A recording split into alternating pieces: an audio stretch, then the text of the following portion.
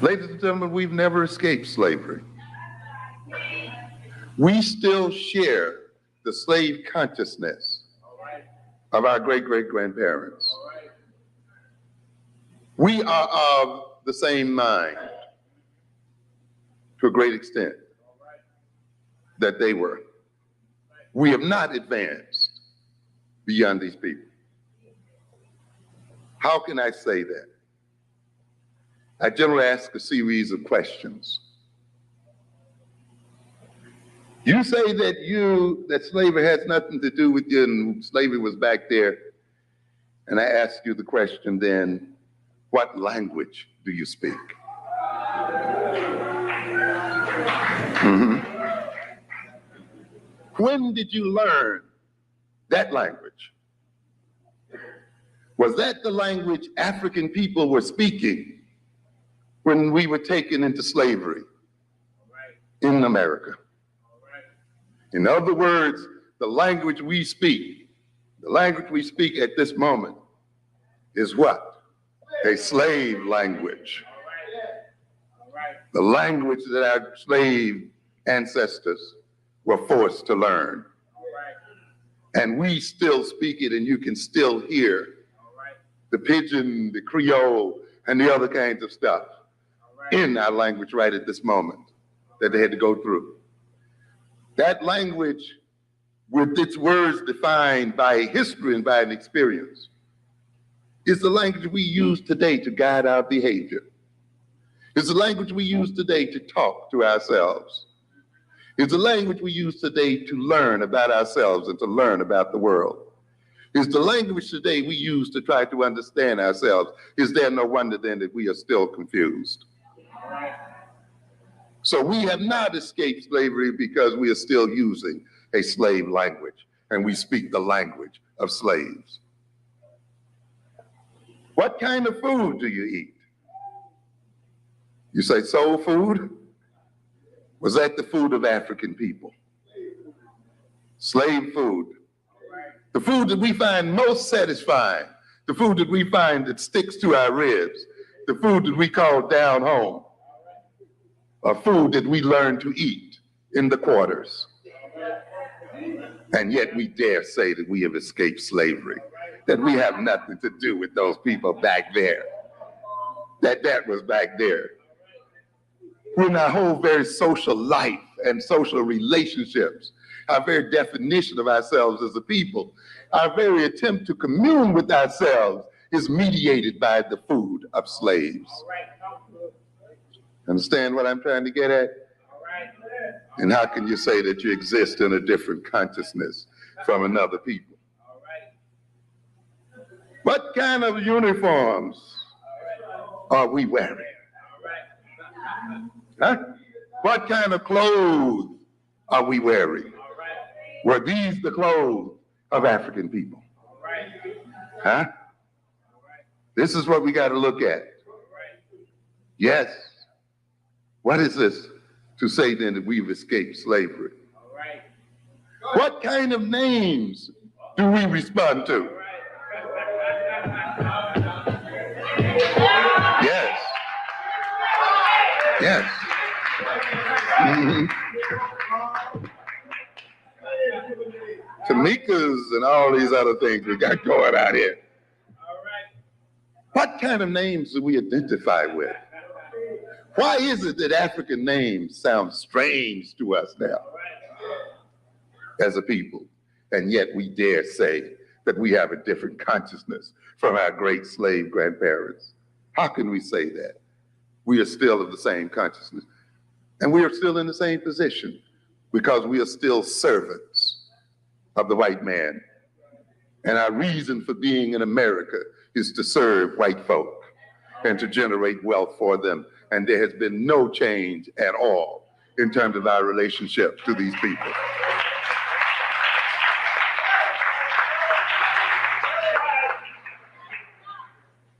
The values that we pursue are slave values and the values of servants.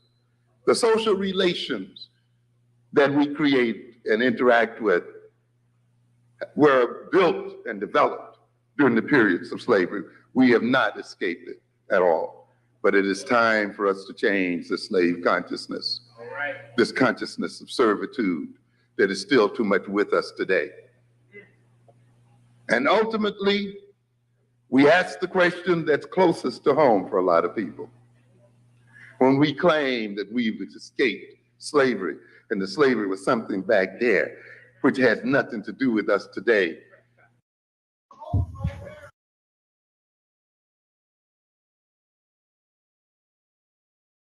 And then I ask you the question, what kind of God do you worship?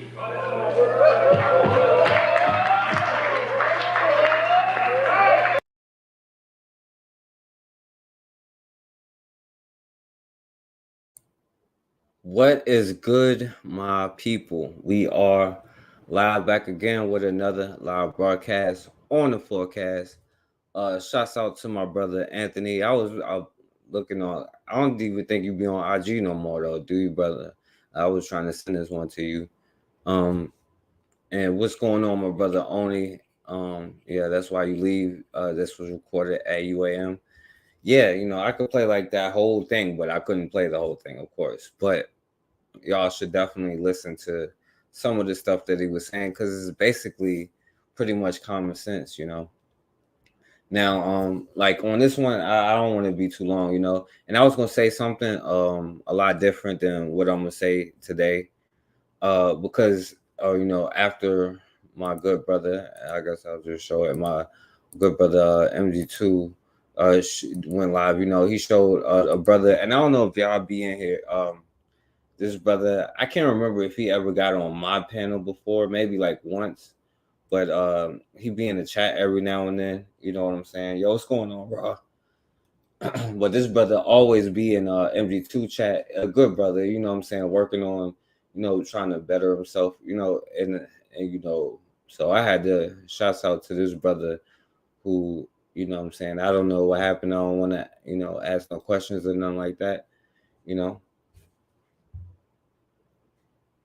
Okay, it's Anthony. All right, Anthony McPhail. That's what you are on IG now. All right, because I still got the other one. But yeah, yo, what's up, MG2? Yeah, so I had to show this. You know what I'm saying? So I don't want to get into that because this is I definitely want to show some respect to the brother because from everything that I say, I know MG2 knows the brother a lot better than I do. You know what I'm saying? But like the brother, you send me stuff on occasions and send me emails and put me up on information and and even though I haven't heard from probably even a couple of months, you know what I'm saying? And like I said, I don't know. But like damn, it's like a young warrior, a brother who was out here trying to do something better and who already knew what was up and had the right mindset to go and do it. And he definitely had the capabilities to go and do it. You know what I'm saying? So I had to at least say this, you know what I'm saying, for this brother. I don't know, what I could say. If MG2 wants to come up here or if Anthony want to come up here, you know what I'm saying? Because this brother was a great, I want to be like, is a great brother, but this brother is a great brother. And you know what I'm saying? I just want to highlight some great brothers, you know what I'm saying? And especially like around this day, because, that's all I could really do is just like, salute to this brother here, you know what I'm saying? So if y'all want to come on here and say anything, you know what I'm saying? It's cool if you want to talk about any of, you know what I'm saying, anything else that I, you know what I'm saying, show, because I don't want to go to nothing crazy, you know what I'm saying? Because I definitely got to just say that, you know what I'm saying? So shouts out to this brother here, you know what I'm saying? Like a real brother. It seemed like he was focused, accomplished. And this is the important thing why you can't, you know what I'm saying, take days for granted, because I know just like that, even like in our families, you don't know what can happen anytime you go outside. That's why you have to be, it's like no days off when it comes to it. Even like with stuff that comes to like, our families and stuff like that. Like I know, like, I thought my dad was gonna die like 2 years ago, and he's still messed up from the accident. But I was just talking to him, and then like he was like, "Yeah, I'm gonna go do this," and then I get a call that afternoon, like, "Yo, he's in intensive care. We don't know what's gonna happen to him." You know what I'm saying? And if he survives, we don't know if he's gonna walk again, type stuff. And then on top of that, it's just so many of us that don't have the right mindset to like have a brother who had the right mindset and the right drive and the right goal, and all the tools that it take to get to the top. You know what I'm saying? I definitely got a salute to this brother here. You know what I'm saying? So, I guess I can't really say too much more other than, salute to my brother Brandon Baxter. You know what I'm saying? So yeah, man, shouts out to that brother. Right. So, in honor of that, I want to show, because yesterday, and by the way, for my brother Anthony, I didn't know about this brother here, you know what I'm saying? Steve Biko, African revolutionary, you know what I'm saying, who was killed, by the police, and yesterday was Steve Biko Day. So I wanted to definitely show some people who was about the action and not just talking about it, because I do think that that's important to do, you know what I'm saying?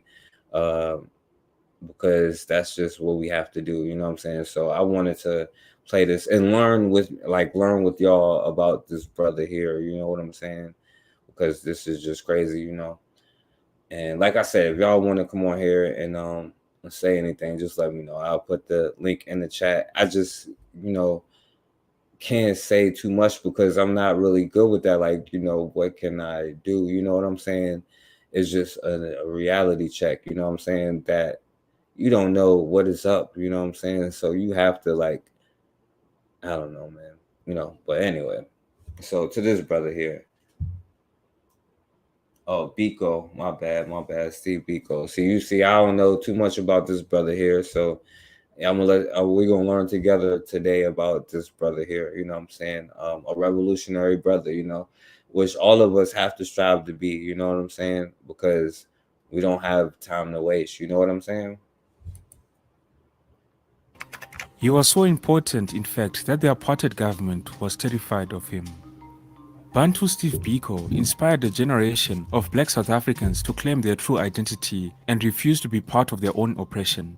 Unfortunately, Steve Biko paid the ultimate price with his life. In this episode of African Biographics, we look at the life and legacy of Steve Biko, one of the stalwarts of the anti-apartheid struggle in South Africa. The man known to history, Father Mzingaye. Now, I'm going to skip through this because it's long and then he got commercials and stuff. But, just to give a summary of this brother. Very intelligent man, and he was enrolled at the University of South Africa, a distance learning university. Yeah, that's the, I don't know anything, but, I just want to shout out to that brother. I just had to, what I'm saying, definitely say that because, that was a real brother, and it just made me like want to be like, what I'm saying, like at least like, I don't know, salute to that brother, but salute to the real brothers because like, I don't know what to say. To get his law degree. Unfortunately, he did not complete enough courses to get his law degree before he died. In 1948, when Steve was just 2 years old, the family moved to Ginsberg Township, just outside of King Williamstown in today's Eastern Cape. The Bikos eventually owned their house in Zaula Street in the Brownie section of Ginsberg. This was despite Nokuzola's meager income as a domestic worker. Steve's father, Mzingaye, died suddenly in 1950 when the boy was only 4 years old, and his mother subsequently raised the children on her own, working as a cook at Gray's Hospital. As Steve Biko was growing up, his friends knew him as a joker. His primary school teacher in English, and in 1962, at the age of 16, Steve Biko completed his junior certificate. Now here's the thing, Steve Biko was growing up in apartheid South Africa and life was difficult for black people because of this system.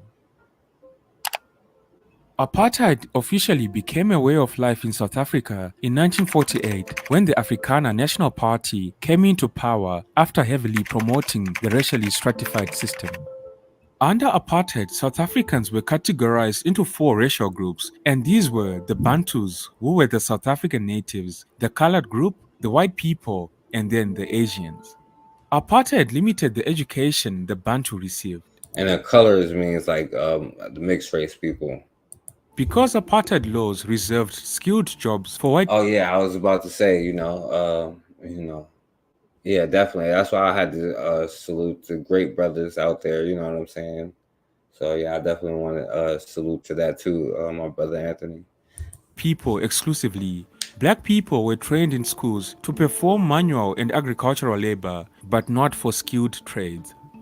Despite being natives of South Africa, the black people in the country were relegated to 10 Bantu homelands after the passage of the Promotion of Bantu Self-Government Act of 1959. The purpose of the law seemed to be divide and rule. By splitting up the black population, the Bantu could not form a single political unit in South Africa and wrestle control from the white minority. From 1961 to 1994, more than 3.5 million people were forcibly moved from their homes and placed in the Bantustans, where they were plunged into poverty and See, hopelessness. it's like I don't want to show negative stuff. It's like it's like constant genocide and stuff like that. You know what I'm saying? It's just crazy. 1964, young Let me Steve go back. Let returned me go home. up. Despite their After matriculating from St. Francis with very good grades, Steve Biko went on to register for a degree in medicine at the black section of the medical school of the University of Natal in 1966. Steve lived in the Alan Taylor residence, the segregated living quarters for black students at Natal University. Very early in his time at the university, he showed an expansive search for knowledge that far exceeded his own medicine degree, ending up as one of the most prominent student leaders on campus. The black section of this university had its own Students' Representative Council, which was a member of the National Union of South African Students, NUSAS. Steve was elected to the SRC in his first year and he became involved in NUSAS politics, attending the annual NUSAS conference for the first time. But even before he went to the conference, he was engaging in debates about the role of NUSAS, how valued they were in the organization. The students were indeed fed and housed separately in accordance with the Separate Amenities Act. The Separate Amenities Act enforced segregation on all political activism. Deeply dissatisfied with NUSAS, the now disillusioned Steve Biko, along with several of his colleagues, founded the South African Students' Organization, SASO. Steve Biko was elected the first president of this organization in its inaugural congress held at Turfloop in 1969. SASO was born out of the frustrations of black students encountered within the liberal and multiracial organization NUSAS. SASO's clarion call was for black students to refrain from being spectators in a game in which they were ought to be participants. SASO's primary engagement was to address the inferiority complex that was the mainstay of passiveness within the ranks of black students. It was not long before SASO became the most formidable political force, spreading to campuses around the country and beyond. SASO was involved in providing legal aid and medical clinics, as well as helping to develop cottage industries for disadvantaged black communities. Inspired by Steve Biko's growing legacy, the youth of— See, I'd be like, how was they able to do that? Like, where they found like things like that, and of course, like with me learning, I'm like, even the people that is like serious, like we could be like, oh, get together and help each other and support each other economically or whatever. And even like Blue had a great idea, like, you know what I'm saying, on a birthday like thing, you know what I'm saying? I forget what we called it. It was, but everybody's birthday, everybody who was in, we all like be like $5 and give to the person. And so whoever birthday it was, you get $5, you know what I'm saying? But it was only like 5 of us. And so it was like $20. But if it was like 300 people involved or like 500 or whatever, you know what I'm saying? Just little simple stuff like that, like, but I wonder how like back then they was able to like, get people to like, to build these things, you know what I'm saying, without it, you know what I'm saying? It's just crazy. black communities. Inspired by Steve Biko's growing legacy, the youth of the country at high school level also mobilized themselves into a movement that became known as the South African Students' Movement. This movement would play a pivotal role in the 1976 Soweto uprising, which accelerated the course of the liberation struggle. During this period, Steve Biko and SASO started sowing the seeds of the Black Consciousness movement. This philosophy encouraged blacks to recognize their inherent dignity and self-worth. But I'll touch on the Black Consciousness movement in just a bit. He said the most potent weapon in the hands of the oppressor is the mind of the oppressed. From around 1970, SASO's leaders were beginning to consider the limitations of organizations that were confined to just student members. Following these considerations, the idea of a broader community formation took root, one which would result in the launch of the Black People's Convention, the BPC. So in 1972, Steve Biko founded the BPC as an umbrella organization for the Black Consciousness movement, which had begun sweeping through universities across the nation. He did well in his university studies, but his grades gradually declined as he devoted increasing time to political activism. Rest easy. All right, so I'm trying to because I don't want to be on here super long on this one, you know. But yo, this is you know. Years after starting his degree, he found himself repeating his third year of studies. So in 1972, as a result of his poor academic performance, the University of Natal barred him from further study. After being excluded from medical school in 1972, Steve Biko joined the BCP at their Durban offices. The BCP engaged in a number of community-based projects and this is like community-based projects and published a yearly journal called the Black Review, which provided an analysis of political trends in the country. Listen, like when you do just something as simple as that. Community-based projects and published a yearly journal called the Black Review, which provided an analysis of political trends in the country. Having given up on the idea of becoming a doctor, so when we say we're not our ancestors, we might be right, you know. Steve Biko enrolled for various courses at the distance learning university UNISA, and in 1973 he began studying law and political science, subjects that were more relevant to. This movement viewed the liberation of the mind as the primary weapon in the fight for freedom in South Africa, defining Black consciousness as first being an inward-looking process where Black people regain the pride stripped away from them by the apartheid system. In one of his many famous quotes, Steve Biko said, "The first step, therefore, is to make the Black man to come to himself, to pump back life into his empty shell, to infuse him with pride and dignity, to remind him of his complicity in the crime of allowing himself to be misused and therefore letting evil reign supreme in the country of his birth." This is the definition of Black consciousness. Facts. According to Steve Biko, a necessary step towards restoring dignity to Black people entailed elevating the heroes of African history and promoting African heritage to deconstruct the idea of Africa being the dark continent. Black consciousness sought to extract the positive values within indigenous African cultures and make them a standard with which Black people judge themselves. This would then be the first form of resistance towards imperialism and apartheid. In apartheid South Africa, Black consciousness aimed to unite citizens under the main cause of their oppression. Steve Biko's charisma flowed outside of the university campuses, and the Black consciousness movement became a phenomenon throughout the country of South Africa. The Black consciousness movement was becoming a presence in the country and not only a tertiary institution. It's just crazy. I didn't know about this. You know what I'm saying? Like y'all all probably knew. I didn't know. You know what I'm saying? That's the interesting part. Like, it's all of y'all know more of this stuff than I do. It was visible in the media, at schools, and at community theaters. Now, as you can probably imagine, this movement did not go down well with the apartheid government, and so they retaliated. Initially, the apartheid government did not see Black consciousness as a real threat. Rather, the apartheid state believed that this philosophy of Black people working on their own fitted well with his own philosophy of separate development, which was embedded in his policy of apartheid. However, as SASO's membership swelled and other black consciousness organizations grew in support, the apartheid state began to crack down on Steve Biko and other leaders of the black consciousness movement. In 1973, 8 black consciousness leaders, including Steve Biko, were banned.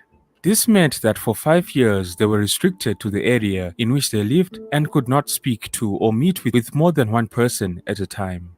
This prevented That them means you're from doing something attending right, by the political way. meetings and rallies. The government gave no reason for these bannings, but it was clear that they hoped to crush the black consciousness movement. By the end of 1973, more leaders had been banned and some placed under house arrest. Steve Biko was confined to the district of King Williamstown, and he returned to Ginsberg and moved for a while into his mother's house, the address to which he was restricted by his banning order. With Steve working for the black community programs, earning a stipend, the family relied on the income of his wife Ntsiki, who had been the main breadwinner for some time. But with the family's move to Ginsberg, the apartheid authorities ensured that Ntsiki would not easily find a job, and the family struggled to make it. As a result, a group of young men calling themselves the Cubans began guarding him from these attacks. The security services detained him 4 times, once for more than 100 days. Unfortunately for Bantu Steve Biko, his days were numbered and he was about to meet a brutal death at the hands of the apartheid regime. After last month. Alright, so let me see. Alright, so they talking about he came to his death, alright. September the 25th, 20,000. The South African announcement was greeted internationally with shock and anger.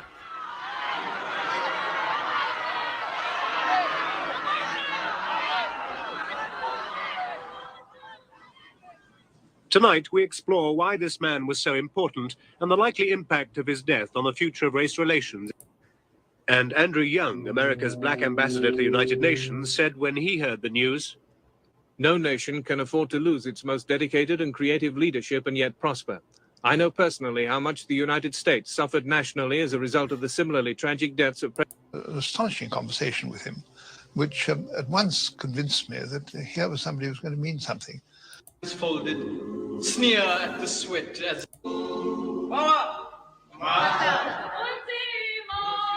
To understand why Steve Biko could inspire such powerful tributes, we went to South Africa, to his birthplace, a small town in the Eastern Cape called King Williamstown.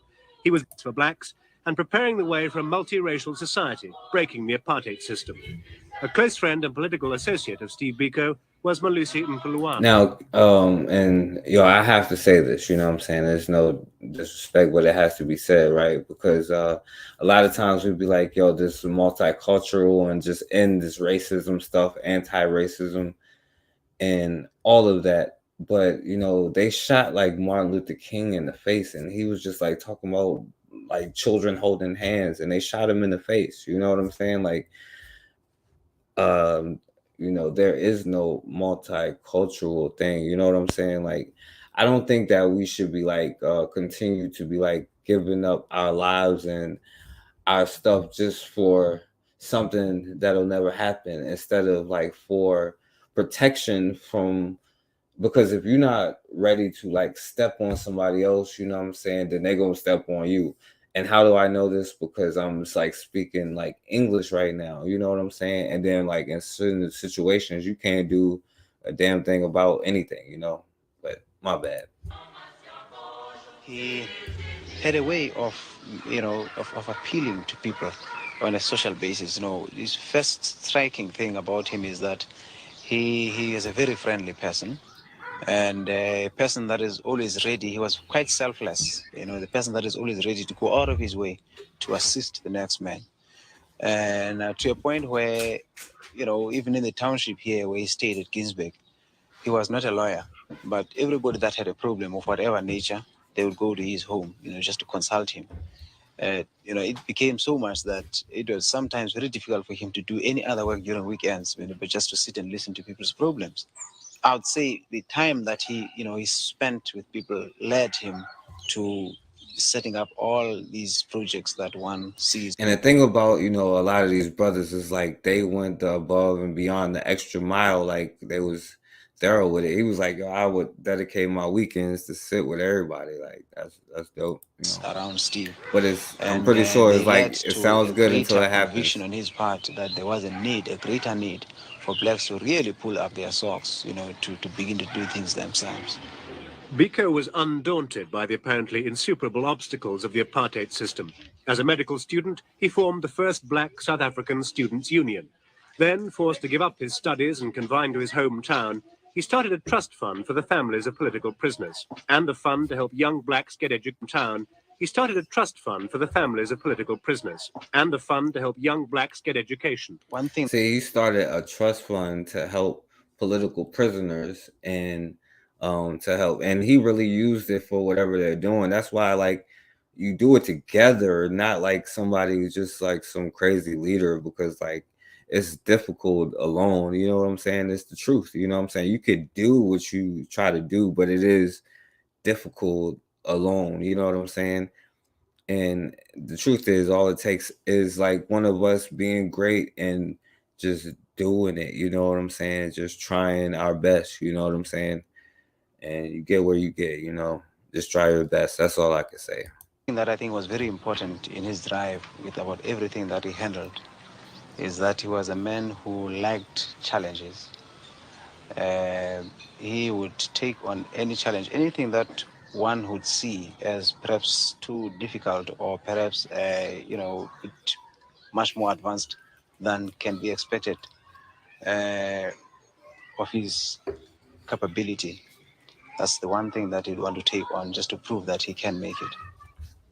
This clinic just outside King Williamstown is a monument to Biko's work. As a would-be doctor, he knew about the need for healthcare, but he also saw the clinic, which he created, as a practical way of developing self-reliance. And by the way, this brother could have been a doctor, but he did what he did. But don't get it twisted either. You know what I'm saying? Doctors can also be, because you're going to need a doctor, because you can say all the stuff that you want. They'll be like, oh, I broke my arm. Yo, you know, sir, can you please give me a cast or something? You know what I'm saying? So like doctors are revolutionary, you know, farmers are the revolutionary thing. Just regular stuff is revolutionary. It's just like y'all be like, oh yeah, you fucking Hotep or some crazy stuff. You know what I'm saying? But the truth is, like, you be surprised when you walking down the street and somebody's doing something they ain't got no business doing, and then they see you or there, and then they'll like leave. You know what I'm saying? Like, is,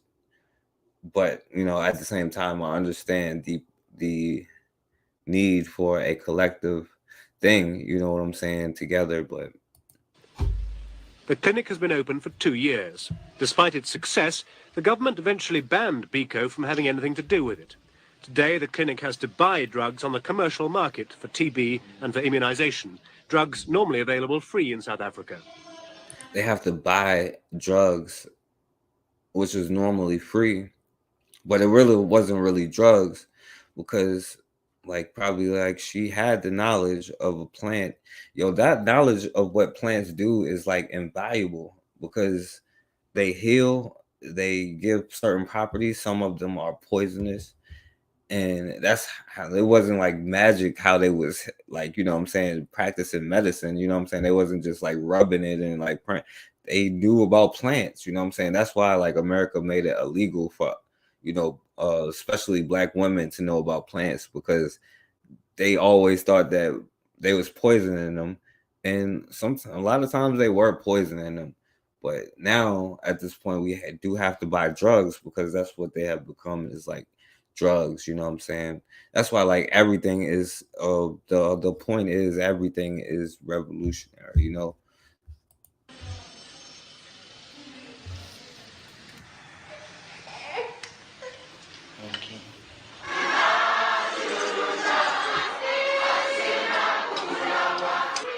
Nowhere was Biko's influence more felt than in the new movement of black consciousness, or the pride in being black.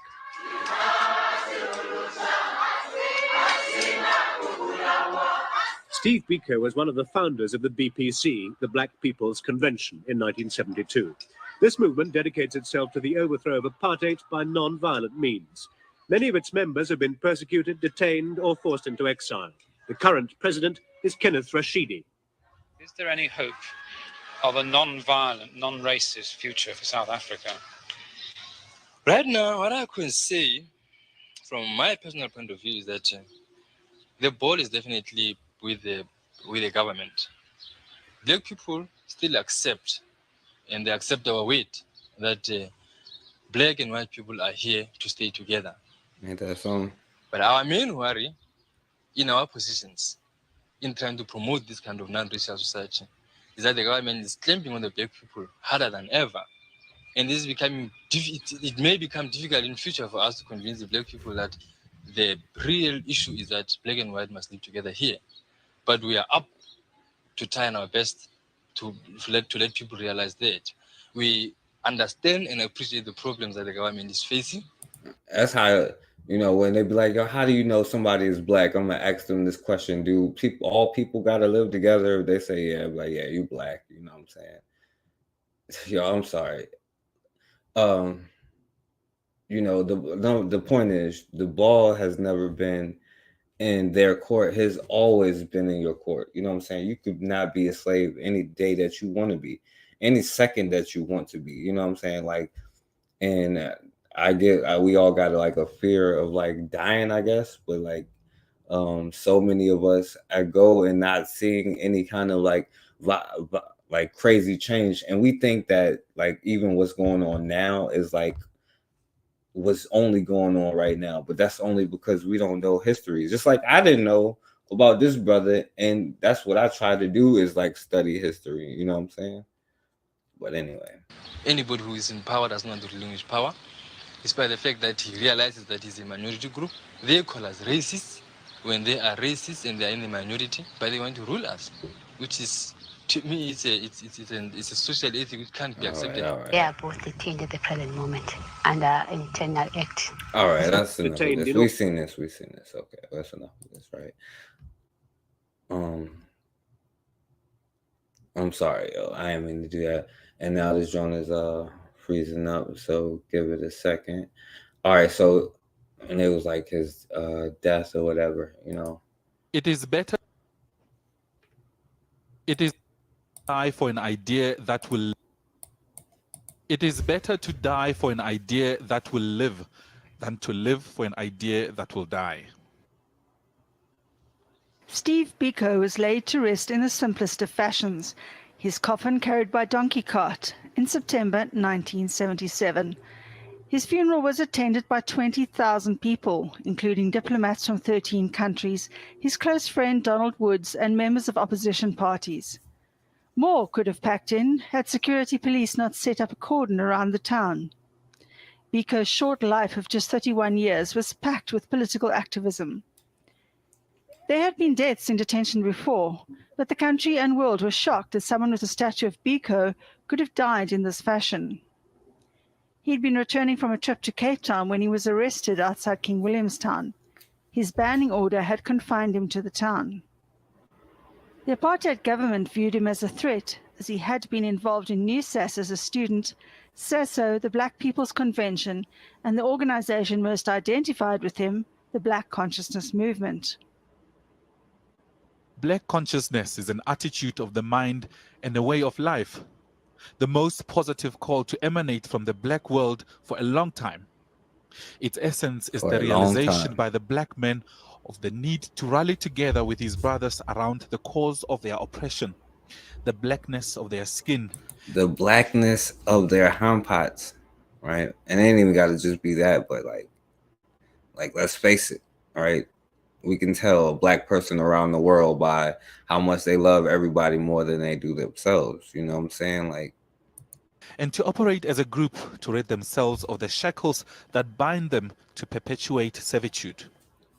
His message of black pride resonated with both South Africa's oppressed and others worldwide. But state brutality grew alongside this message. Biko was taken to Walmer Police Station in Port Elizabeth and then to the notorious security police officers in the Sanlam building. The PE police were apparently determined not to show Biko the respect they believe he enjoyed from King Williamstown Police. Despite an inquest and later testimony by officers at the TRC, there's never been clarity on what happened on the night of September the 6th. Biko was examined by doctors. One said he was shamming, another recommended he receive medical treatment, but later allowed him to be transferred to Pretoria, naked and manacled in the back of a van. Yeah, said naked in the back of a van. The official version of his death was that he had died of hunger.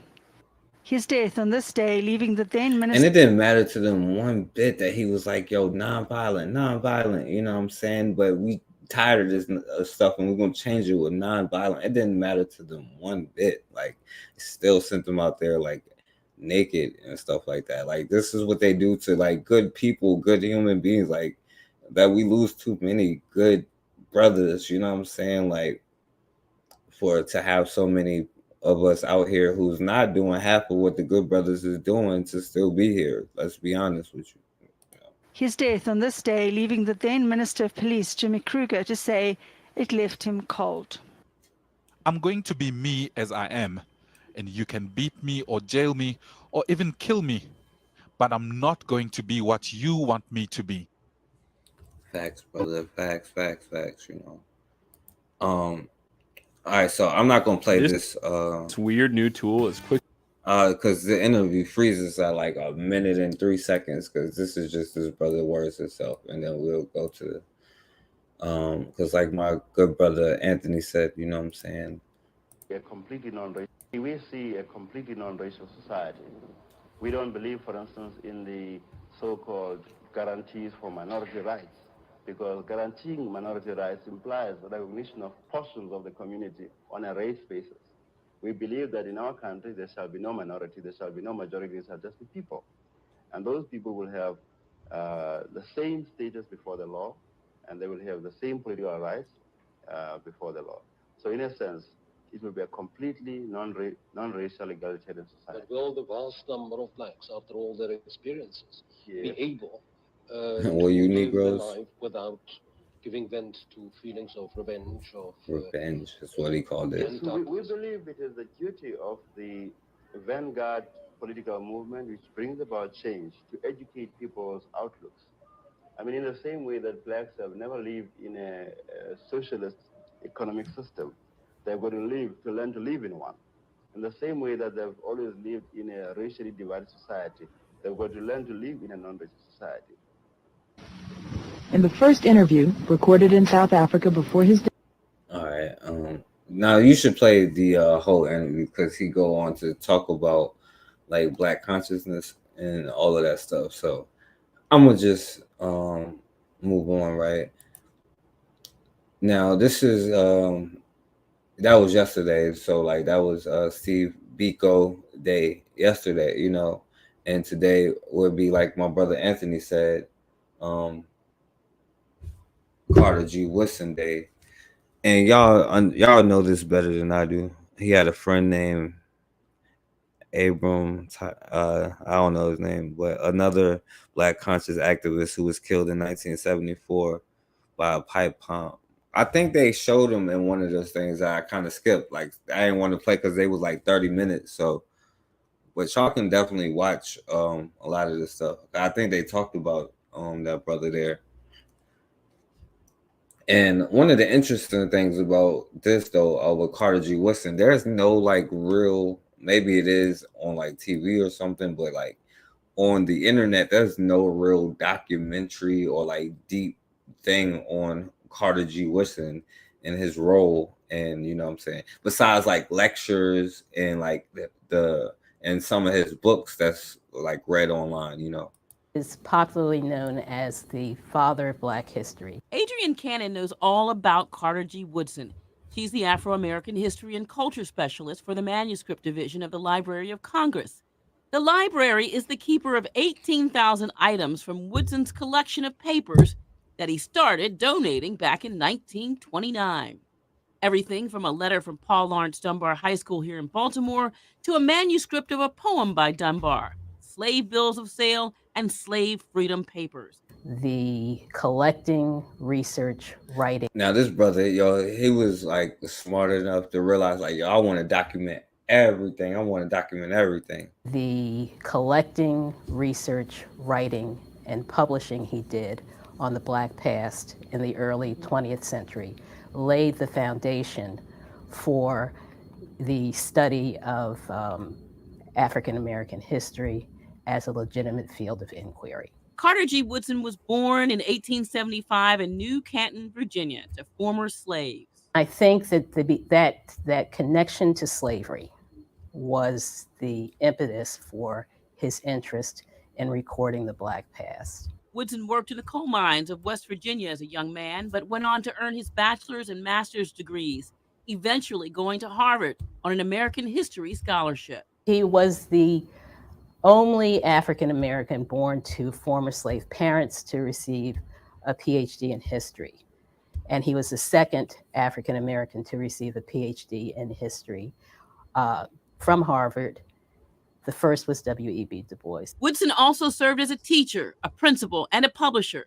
He wrote The Negro in Our History. He started the publication Journal of Negro History in 1916.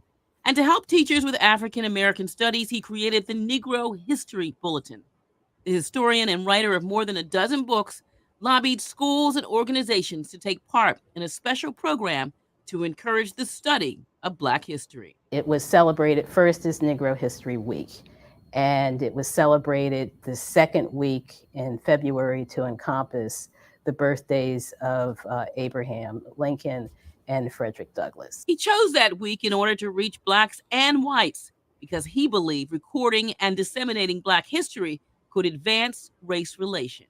As he indicated in his textbook, The Negro Said that are not publicly known. Was to celebrate not Negro history, but the Negro in all history, in our history. Lisa Robinson, Yeah, WJL, TV 11 News. Unfortunately, you know what I'm saying, like, you have to really like study Carter G. Woodson to find out stuff beyond like you know, he like his great writings, you know what I'm saying? Like his writings just transcend everything. But like this legacy, even like how they try to put it, right? This brother was not talking about like, oh yeah, let's study history. Let's pick this week in February to study. He was like, no, a Black curriculum, you know what I'm saying? Black history, you know what I'm saying? Like, I feel what he's saying because like, yo, I love the kind of same thing. Like I feel what he said because he like, yo, want to document everything and write everything down and all of that stuff.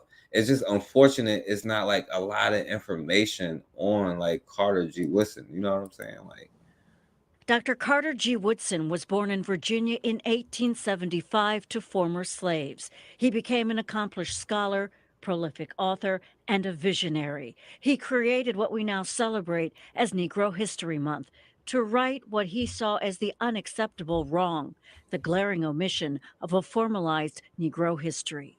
he was, dare I would say Black only today. You know what I'm saying? Time following slavery, when society had developed a racial worldview, if you will, that African Americans did not possess a history and culture.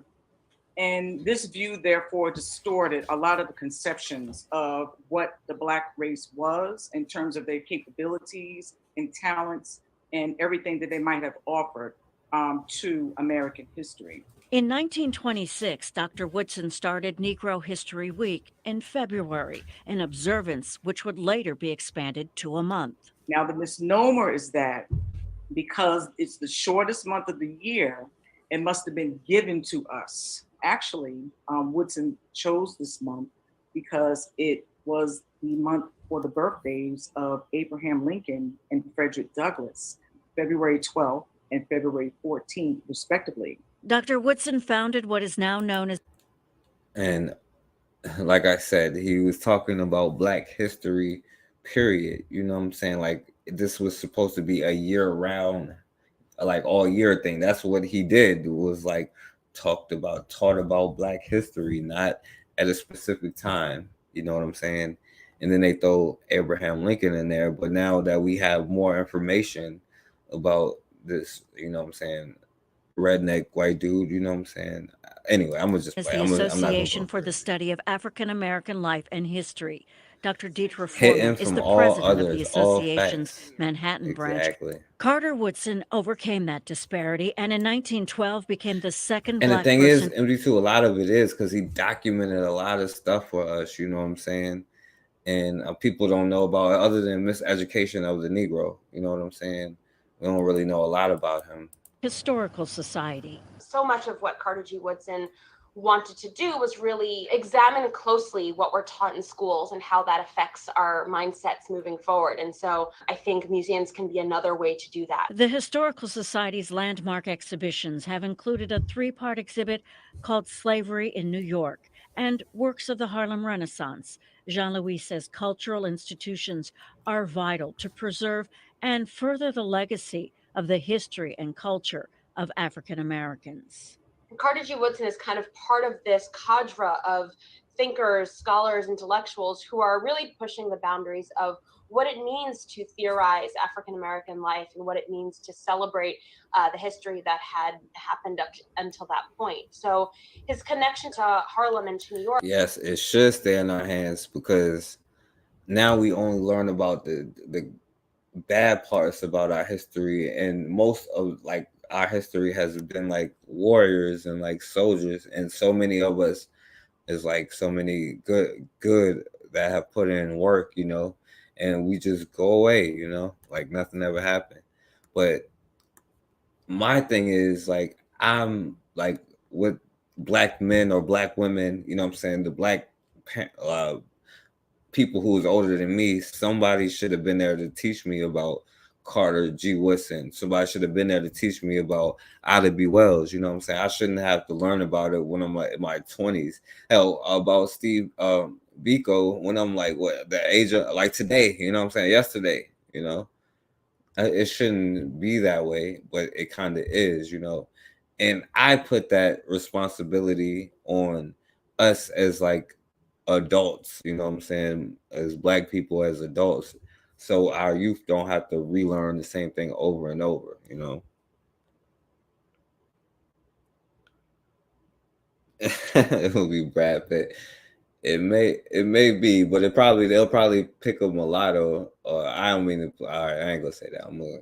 Work is really an intellectual one as well as a social one. Arturo Alfonso Schomburg was a Woodson contemporary and a passionate contributor to the Harlem Renaissance. His vast personal collection of documenting Black history established what we know as the New York Public Library's Schomburg Center for Research in Black Culture. I think what Carter G. Woodson and what Schomburg did, and kind of all of these early advocates of Black history and Black scholarship did, was really lay the groundwork for some of these future Black studies departments and make it acceptable to study yourself. Joy Bivens is the associate director of. All right, so let me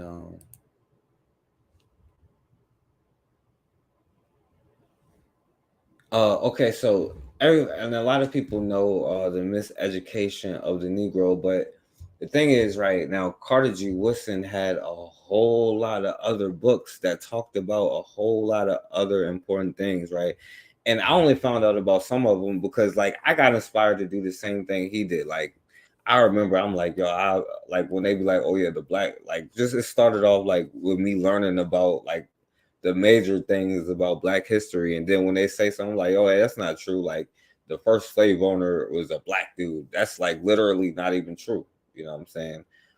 But like then I like was like, yo, I wonder what happened in the 1800s, I wonder what happened in the 1700s.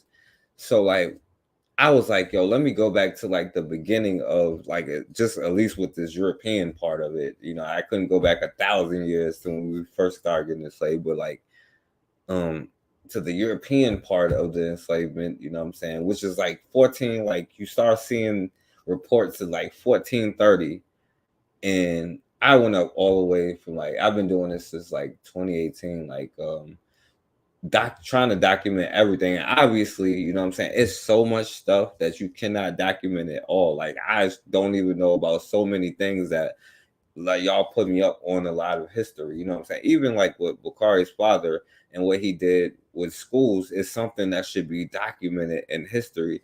And this was one of the great things about Carter G. Woodson, because he was doing this like 100 years before I was born. You know what I'm saying? Like, he was out there, you know, documenting Black history. Like, yo, he was like, he just knew like everything needs to be documented. And I was like, yo, I want to make something that puts all of everything that happens in like this like thing. And I really went from like 1430s to like 2020 trying to put it together. And I've been doing that since like 2018, you know what I'm saying? Just as like a thing, you know what I'm saying? Like, something told me just to do this, you know what I'm saying? And that's why I've been saying so much Black history stuff, because I try to just share everything that I learned about everything, you know what I'm saying? And it's just so much stuff that you'll be like, it's just crazy. And like I said, it's so much stuff that you'll never know. And Carter G. Woodson, he did the same, you know what I'm saying? So he also did a lot of books other than Education of the Negro. Like, he did this like 100 years ago, you know what I'm saying? Whatever energy he had it, you know what I'm saying? Like, it was like the Negro in our history, and I'll get into that in a minute, you know. Well, I guess I'll show it now, you know, because I want to show some of his other books that he did. Right. So A Century of Negro Migration, when he was talking about like earlier migrations and stuff like that. And then, of course, the migration in like the early 1900s, the education of the Negro prior to 1861, right? The history of the Negro church, you know what I'm saying? The Negro, Our History, which they don't have nothing on here showing it. It's just only the education of the Negro. Now, check this one. Free Negro owners of slaves in the United States in 1830. You know what I'm saying? That's how most of the stuff was documented. You know what I'm saying? And I can get into all of that, but I don't want to, you know, because I'll go to another conversation. But Free Negro Heads of Families in the United States, where he did studies on the Black family, you know what I'm saying? Like, it talked about all of these things that we talk about, the rural Negro, the life out there. He documented everything. And the miseducation is like one of the things that he did. But he also, it don't say it here, and maybe I'm tripping, but he also had one that was like, it was like Black history from like 16 something to like 19, the year he was in, like 1920 or something. Yo, what up, Bukhari? You know, he also had the drum from like, it was like 19, it was like where he was just documenting history, where he kept everything and just made a record of it, because it is important. And I don't know what made me even start doing it. It was just something told me like, yo, you need to just like document everything that happened. And it's just so much information that we need doing all of these things. That's why he was like, he literally has all of these things that we talk about, the studies, and like, yo, these are like, he just documented all of it, you know what I'm saying? Like, and so, you know, Carter G. Woodson was definitely the truth, you know. Let me and because this Black History Month, they try to just be like, oh yeah, he was just saying Black History Week and month and all that stuff. No, it was like all day, every day, Black history, you know what I'm saying? And we need a Black, like, even if you go to their schools, you need to have a healthy dose of Black history, not just in February, all year around. And that's the thing that they leave out of it. And that was the most important part, was understanding where you come from and not, you know, dissing your ancestors and all of this nonsense, you know.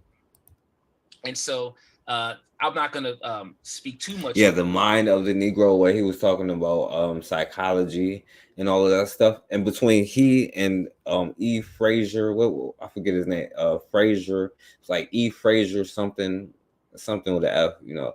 They documented a lot of stuff, you know what I'm saying? Like, when it comes to like basic everyday Black people stuff, that's how you can like know about a lot of stuff, like people's mind frame as a whole, because he just documented information, you know what I'm saying? Just took the record and wrote it down. More on it, because we do have another Franklin Fraser, yeah, 2-part series. But I'll say this: when we think about Black history and we think about Dr. Carter G. Woodson, Dr. Carter G. Woodson, even though he's referred to as the father of Black history, and he never referred to himself as the father of Black he history, never did, but it was the historians and his contemporaries, the work he put in and that fellow speaks for it. educators who held him in such high regard and had such high respect for him, they bestowed that name to him. What he did was really just an expansion and a continuation of the educational tradition that preceded him.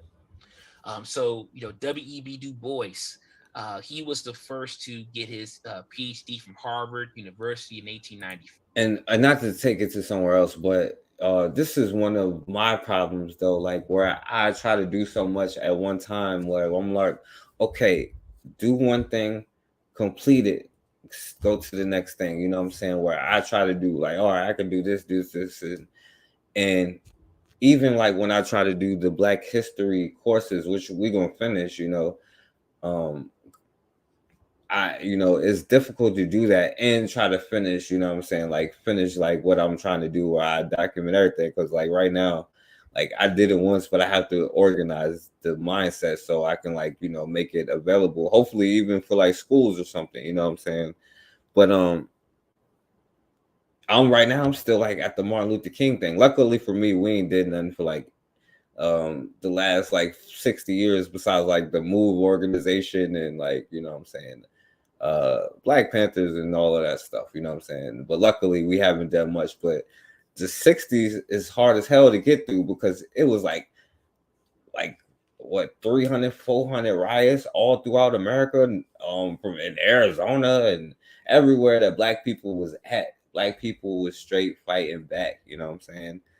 And that needs to be known and documented and like, you know. And then Dr. Carter G. Woodson, he ends up in 1912. Okay, so that's the one. I swear I felt like he had a title. He was like, because I swear I was like looking at it. It might have been that because he went through a timeline of Black history, like, but I swear it was like from like 16 something to like 19 something, you know what I'm saying? Like 1920 or something, you know, or 1925 or something. Like I could have sworn it was a particular book where he went through like he was really trying to document stuff, you know what I'm saying? Like I know there was another brother. I know you probably know him. I keep forgetting his name where he had and I couldn't read it because it's like an encyclopedia, but he got a book about Black history that's like, you know, it's like John something. I don't know his name. Y'all probably know his name. PhD from Harvard University.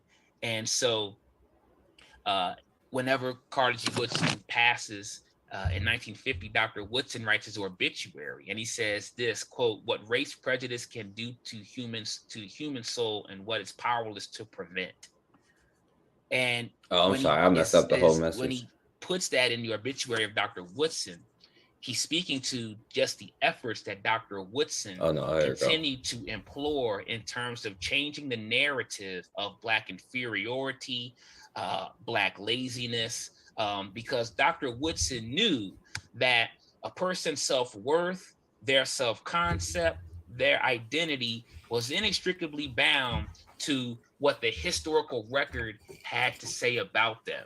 And so when we talk about Black history, one of the quotes that Dr. Woodson is really known for is this quote here: "Do not wait until the last moment to prepare for Negro History Week. The time is nigh at hand. Secure the necessary literature at once and begin to plan immediately to demonstrate to the community what you and your coworkers have learned about the Negro during the year." Now, understand what that means, right? He means there's always time for Black history. You know what I'm saying? Like now they try to be like, oh, Black History Month. It's like, well, we talk about Maya Angelou, and I did a report on man, I can't forget. I'm mad I forgot. Zora Neale Hurston one time. I had to do a report on her. But if I would have knew, I would have picked Ida B. Wells. Oh, she was like, yeah, have a shotgun in every home. Black home should have a shotgun. We should get the hell away from you fools. But what he was saying was, you need to be learning Black history all year around, understanding who you are, not just in Black History Month, but they took it and hijacked what he was trying to say, which is like, you study yourself all year, and we can like take this week or whatever to like give each other information that we may not know, like, but we should be doing that all year, not like, because right now it's December, you know what I'm saying, and we talking about Carter G. Woodson, you know. But anyway, so before it was a month, it was a week, and it was Negro History Week. And he initially, and as he says, from day one on throughout time, over the course of his life, day one, it was not just choosing one time to be able to celebrate the Black experience, but it was to really commemorate and celebrate and demonstrate what was taught about the Black experience throughout the whole year. There's a difference. And so Woodson very much stood on that. Dr. Woodson has a very compelling story, and it's a children's book here, but I believe that this book here is a very powerful book that I would suggest anybody go get. It's a book called Carter Reads the Newspaper. And so in this book, Carter Reads the Newspaper, it speaks about Carter's upbringing. And Carter G. Woodson came from very humble beginnings, even though W.E.B. Du Bois was the first to get his PhD from Harvard. Dr. Carter G. Woodson was the first to get his PhD with 2 enslaved parents. And so Dr. Woodson, who was born in Virginia, his parents were enslaved. And so Dr. Woodson didn't have much access to education. He worked hard. Carter G. Woodson took great pride in that. He felt valued and he felt needed.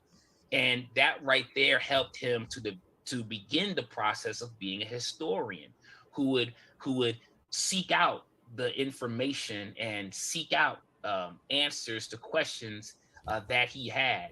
And so yeah, and it's like, and I don't know why everybody's not like that, because I was like, yo, you hear their talking points all. That's why I'm like, yo, I love destroying their talking points, because like oh yeah, the first slave owner, it was literally not. It was like a white dude named Hugh Gwyneth or whatever the hell his name was, you know what I'm saying, however you pronounce it, you know, literally. And by the way, the Pilgrims was legalized selling children in the 1630s before any of that happened, you know what I'm saying? Which is a whole nother thing, you know, because the Pilgrims is different from the ones, but they all the same people. Like, because once you see how every tribe of like, because you can break them up in tribes, but every tribe of like anybody who ain't us, you know what I'm saying? Hell, we can't even trust ourselves, you know what I'm saying, in different tribes of ourselves. We can trust every other tribe that don't look like the people that look like you, that's just call themselves a different tribe, you know. Let me just play this before I go on the tangent. So I'm gonna put the link in there if y'all want to come on here. Woodson, who was a I just wanted to show you, and who was toiling in the coal mines to develop that intense work ethic. He would take that work ethic and stop at nothing and devote his entire life to the advancement of the Black race in terms of changing the historical record and pushing back against the racist narratives that would suggest that Blacks or African Americans. Yeah, all right, so I'm gonna stop it here, you know, and like I said, like this is all his books, you know, the rural Negro life and history, the Negro professional man and the community, with special emphasis on the physician and lawyer. Well, he was talking about the very same issues that we have today. African heroes and heroettes, you know what I'm saying? I'll just say that because I probably can't pronounce it right now, but and then other works, and then he just also kept like slave records. Oh yeah, here it go, The Mind of the Negro. This might have been it, you know what I'm saying? I don't know which one it was. I feel like it's either the Negro in history or it can't be education prior to 1861. It might be. But no, he went up to something to that. I'm sorry, yeah, but yeah, man. Like I said, yo, all of these people have done great things that we can only hope to live to do. You know what I'm saying? I'll put the link in, but like real quick, I want to show you other major things that happened on this day. You know what I'm saying? All right, so well, yeah, so here, right? Okay, so you know, and this really should say 1850. I don't know. It said the wrong date, but no, hold on. Is this the right thing? I think it is. No. All right. So in December 19th today in 1865, South Carolina enacted law requiring contracts to refer to white people as masters. So you know when they be talking about the Freedmen's Bureau and all of that stuff, that's the contracts that they tried to give enslaved people once they got out of slavery, because slavery was never over. I know a lot of us think, oh yeah, we're free. You're really not, because it was never over. So I think this was like 4 days after, because December 19th, I think the 13th Amendment passed December 15th, and this passed December 19th, or something like that. South Carolina passed a law that forced recently emancipated. So it started January 1st, 1865. It went into effect. And by December, South Carolina passed a law that forced recently emancipated Black citizens into subservient social relationships with white landowners. It sounds familiar, right? Stating that all persons of color, right? Now they ain't say people of color. It said Black people who make contracts for, because back then they didn't have like the immigration law. So it was like all persons of color who make contracts for service or labor shall be known as servants, and those with whom they contract shall be known as masters. Now, when y'all sign that contract, when we signed the contract to go to work, you know what I'm saying? I don't know if they took the master's part out or what, but it definitely known as servants, you know what I'm saying? Now, this talking about the Black codes, and so Black codes only apply to Black people. On the new law passed on this day requiring Black servants to work from dawn till dusk and to maintain a polite demeanor. South Carolina reached even further. Now, this is after the 13th Amendment, which freed you, right? So the new law passed to work dawn till dusk and maintain a polite demeanor. South Carolina reached even further into Black laborers' personal lives, prohibiting apprentices to marry without their master's permission, forbidding farmers living on their master's land to have visitors, and imposing a curfew. Another Black code sought to restrict the upward mobility of the Black community by forbidding freedmen in South Carolina from pursuing any occupation other than laborer unless able to pay $100 free. So that's what they was doing to freedmen in South Carolina on this day. In 200 years, 190, 80 years, whatever the hell it is. All right. Yo, what up, my brother guy? Okay, that might be it. You know, George Washington Williams. Yeah, that's probably it. Yeah, that's definitely it. All right, so that's on this day, right? But around this day, I want you to understand. I'll put the link in the chat. If anybody want to speak, I ain't letting nobody crazy on this one, you know what I'm saying? But it's like for MD2, if you still there, Bakari, or Anthony, or anybody else who's still there. But a couple of days ago, but in 1917, 105 years ago, the Black soldiers executed for the Houston riot. Now, if you don't know what the Houston riot is, I wish I could play this documentary, but I can't because it's like so long. At Escape Camper Vans. I can't play this old ladies talking, because older people are a wealth of information. This is where you could get most of the information. It's like the older women or older brothers telling you these stories, and then you can see where the truth is for real.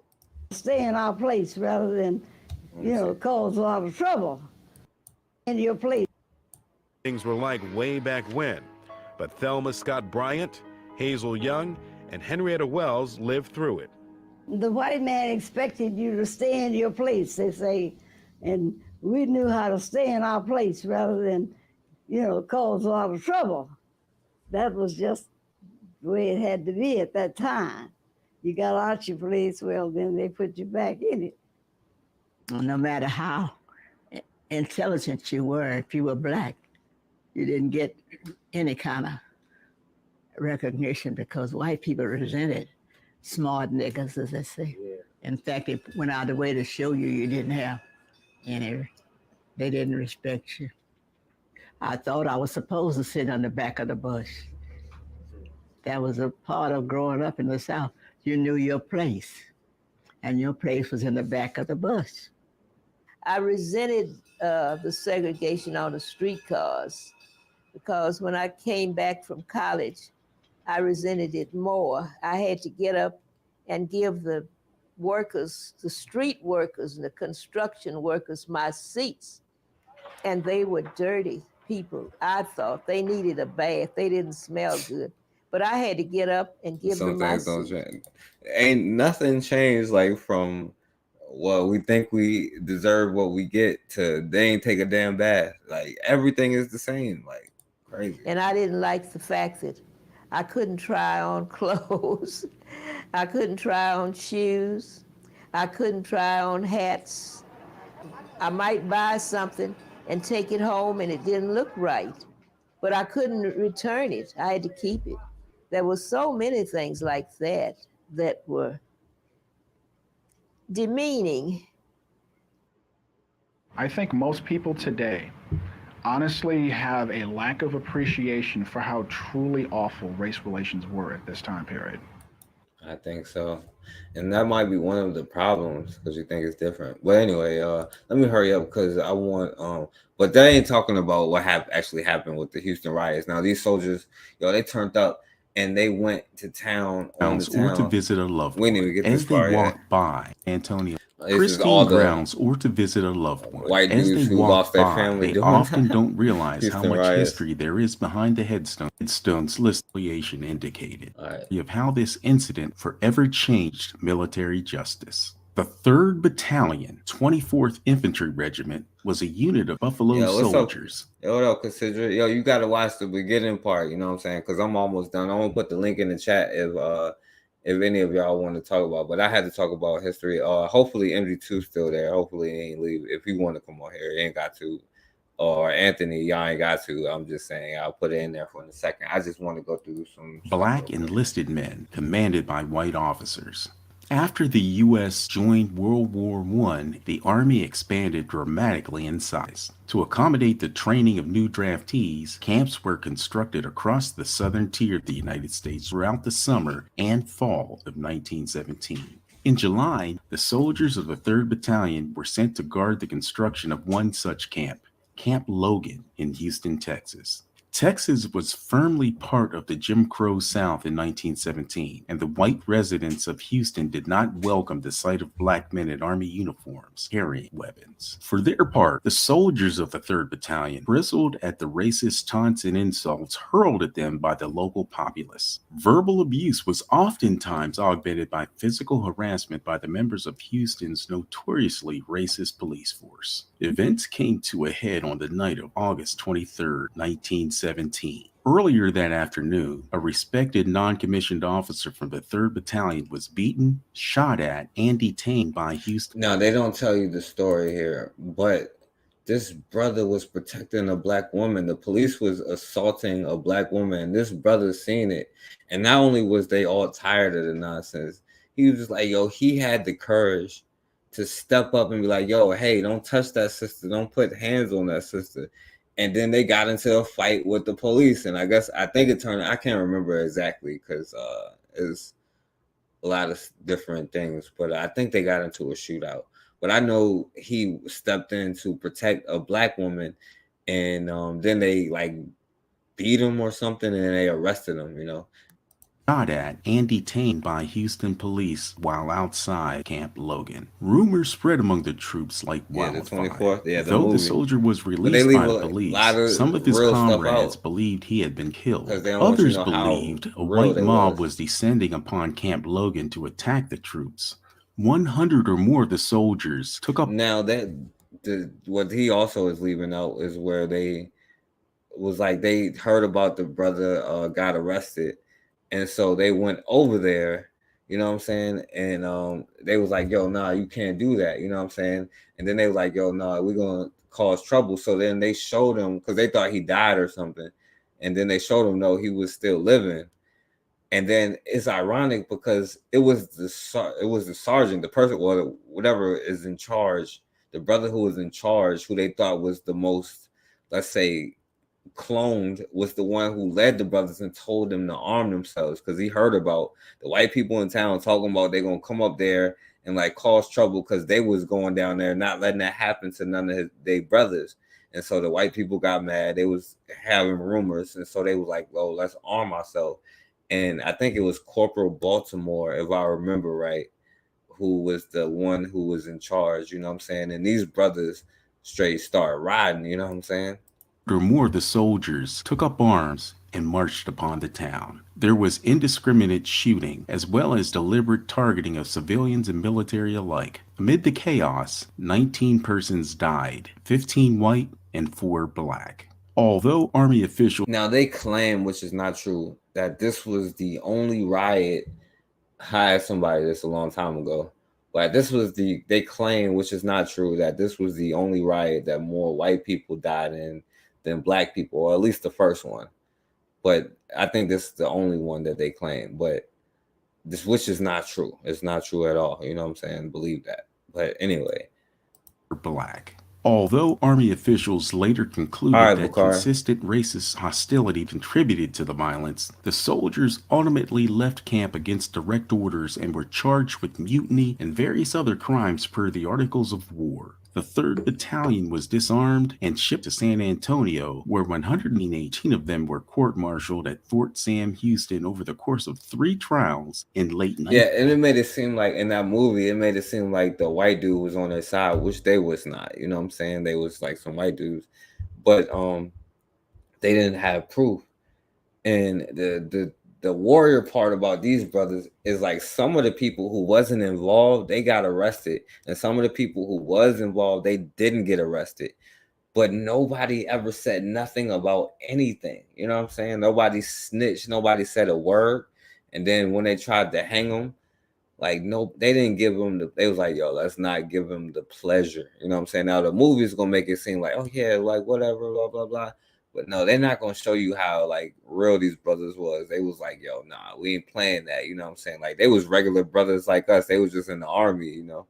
1917 and early 1918. It was the largest mass court-martial in Army history. All 3 trials were flawed by serious irregularities, which included a rush schedule and only a single officer appointed to defend all the defendants. And that officer was not an attorney.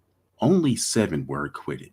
91 soldiers were sentenced to prison and 19 executed. Many criticized the first set of executions as the equivalent of a federal lynching, and the public outcry... Literally, it was not the equivalent. They literally put a noose around their neck and lynched them. That's why I was like, yo, they didn't give them the satisfaction of seeing them beg or plead or cry or none of that. You know what I'm saying? They was like, yo, nah.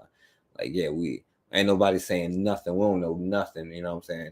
And some of them may not have even been involved in it. You know what I'm saying? They just was like, oh, I'm not snitching. You know what I'm saying? Like, yo, I failed them, you know? Led to the Army implementing an immediate change to the all military death sentences. So, okay, I guess in the continental United States would require presidential review. Of the 16 soldiers sentenced to death in the 2nd and 3rd courts-martial, President Wilson approved the execution of 6 and commuted the sentences of 10. So there you go, you know. 19 were hanged and then buried at Salado Creek Literally in unmarked graves near Fort Sam Houston, where they've been tried and at the gallows with people watching and in prison. But at the end of the day, right, they was like, yo, not playing, you know what I'm saying? They was like, yo, we tired, we ain't taking this nonsense. And the first brother stood up for a sister, and it is what it is, you know. I guess real quick, hopefully this play in December in South Arkansas, right? There was a race war, you know what I'm saying? It was one in November, but then December 1st, 1869, African American black men section who were working on the line of the Cotton Belt Railroad between Camden and whatever, you know, were killed by a group of white boys, you know. So that's when black people start turning up and I don't want to read this whole thing because this was just something like obscure that's not really heavily documented. You know what I'm saying? And that's why I want you to know how many of these things. In 1960, it takes you like 1967 alone to take you weeks to document every single race riot in 1967 alone. And then the next year, Martin Luther King got shot in the face, and there was more riots. Right? Then there was like Jack Johnson riots. It was just crazy. Now, this is another thing that happened now. Okay, around the time we in, let me put the link in, right? So this stuff is short, right? Well, I don't want to make it short, but there's not a lot of long stuff. I don't want to play no documentary, but this is another brother, Sam Sharp, Samuel Sharp, and the Christmas Rebellion, because it's about to be Christmas. So it's so many brothers and sisters Think on out here, this. that How really would you put in work. feel if Sunday is your regular rest day off from work, but just because Christmas Day falls on that day? Yeah, the Houston riot was a movie, but they don't show you like what they was actually doing. They was actually going out there killing white people, you know what I'm saying? Because they started it, But just because Christmas Day falls on that day, your boss By the way, listen to this and tell me, because y'all might get one day off from work, you know what I'm saying? And these slaves revolted, because I know y'all like to think slavery is different, you know what I'm saying? And my brother got to, I ain't gonna say that. I'm not gonna do that. But I know we think that we are far away from it. But these brothers was like, yo, we don't get 3 days off for Christmas. Some of y'all won't get 1 day off, or maybe get 1 day off, and then you ain't even gonna do nothing but go to work. They was like, hell no.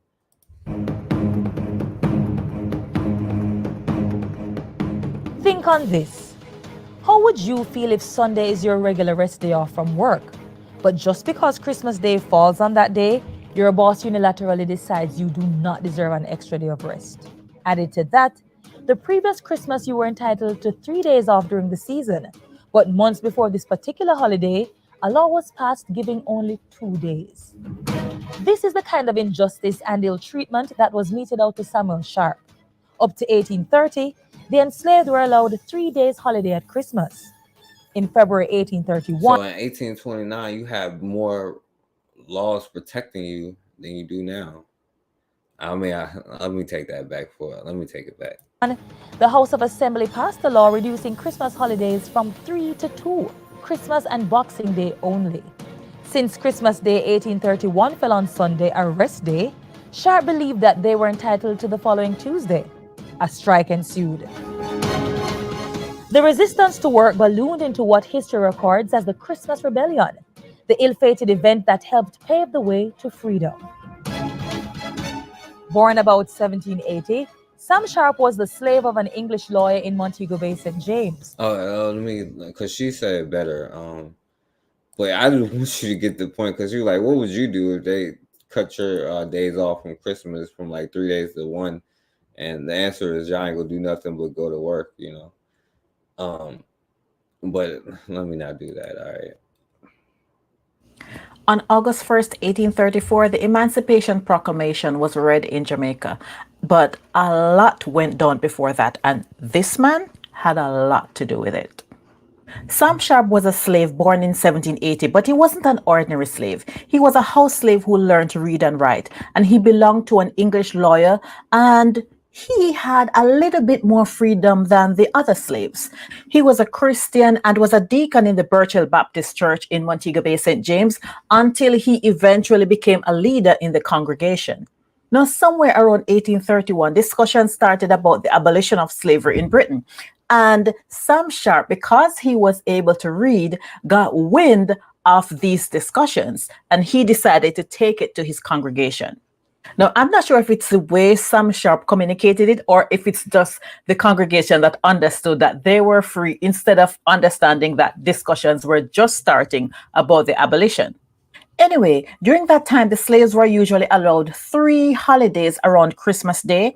And in February of 1831, the House of Assembly passed a law and reduced that by 1 day. So instead of getting 3 days off from Christmas Day, they would now get 2. And by the way, like 5 months later, Nat Turner will start going in. 2. So the slaves were already upset that their Christmas holidays were being reduced. Coupled with this news that they may or may not be free, Yeah, so things quickly came to a head. Christmas Day 1831 was a Sunday, and they were supposed to return to work on the Tuesday. See, y'all 1 day off. If this was Christmas was on not on Monday and on a Sunday, then we'd be in a worse position than we were in 1829. Work on the Tuesday. They planned a general strike. Sam Sharp and them, they planned a general strike that they wouldn't go to work on a Tuesday. However, because people were already really upset and mad about this whole reducing the holiday thing, the peaceful strike just didn't happen that way. So hold on, they was like, oh, let me guess what they did in the 1800s, right? They was like, oh yeah, how I'm gonna take care of my family if I don't go work, you know? Or they call it voluntary servitude. You don't work, you don't eat, you know, that whole saying. They call it voluntary servitude today so you can feel comfortable. But I wonder how they turned out, because that's how they turn up today. They would be like, yeah, I got children, I can't get fired, you know. On the evening of December 27, someone set fire to the plantation at Kensington Estate. And as news of the protest spread, fires were set in neighboring parishes in Westmoreland and St. Elizabeth. More than 200,000 slaves took part in the rebellion, which lasted for 8 days and is believed to be the second largest behind the uprising of 1791 in Haiti. Black soldiers even joined the uprising, and they had guns, and they faced off with the white militia and forced the militia to retreat. Martial law was declared. Yo, you know what's crazy? Like 90% of the time where you see these situations, Black people force them to retreat. 90% of the time globally. Like, that's how I know, like, at any time we was like, yo, enough is enough, you would do what has to be done instead of just talking. And then, like, yo, so many of us is just leaving, you know what I'm saying? Like, without, like, and then half of us don't even have the knowledge. And then it's even worse with the brothers who have the knowledge. Like, every 90% of the time they retreated, you know what I'm saying? Yeah, you were slaves and they had guns, but they retreated. Today we'd be like, well, they got the military. I don't know what, bro. It's a 90% chance you will win. Like, according to history, you know what I'm saying? Like, that's why it's important. I think that, like, that's something that I'm drawn to and I like kind of love, because it's like so many interesting things, but then you learn about so many things that like piss you off. Like, and it's just be the little things, like how they let dogs loose on people on a Sunday morning at 11 o'clock service in the 1960s. You know what I'm saying? Like, just show you how disgusting they are. Never mind the babies and alligators thing. Like, yo, it's just the sick mentality of just the little things that's just crazy to me. Declared on December 30th, and the British military took control of the situation and surrounded the protesters in many areas. A reward of £300 was offered for 4 men believed to be the ringleaders of the uprising, including Sam Sharp. Martial law was extended for another month, and many prisoners were executed without trial, including 94 slaves. Altogether, over 300 slaves were executed during the rebellion and about 300 in the weeks after. About 100 slaves were sent to penal colonies in New South Wales. Samuel Sharp himself was hanged on May 23, 1832, and is famously said to have uttered the words, "I would rather die on yonder gallows than live in slavery." No, hold on, one more time for that. In slavery. On yonder uttered the words, "I would rather die on yonder gallows than live in slavery." No, they call him a house slave, meaning when you call somebody a house slave, like, yo, we wouldn't survive as a damn house slave. None of us, you know what I'm saying? Like, he was a house slave, and he said, one more time, he said this from a house slave. Said to have uttered the words, "I would rather die on yonder gallows than live in slavery." Now, although only a few whites were killed during the uprising, the white community took their revenge on the black workers by burning down most of the black chapels where they believed the conspiracy for the uprising took place.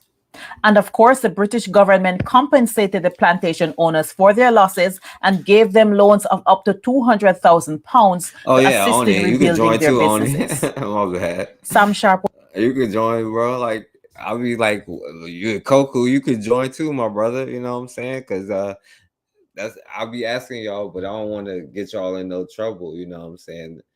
I know I'll be kind of tripping, and then but I'm not gonna let nobody on no crazy stuff on this one, y'all. So don't worry about it. You know what I'm saying?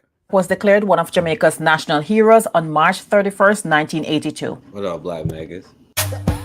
All right, so y'all hear about that. Now this is the last one because speaking of Christmas, now this one was 502 years ago. All right, finna be 502 years ago in a couple of days. The Santo Domingo slave revolt of 1531, and this was the very first time you got stabbed in the back by your so-called allies, which is crazy, you know what I'm saying, that it still happens 502 years later, and we still talking about people of color. But anyway, yo, check this one out. This is the last one. I'll put the link in there, all right?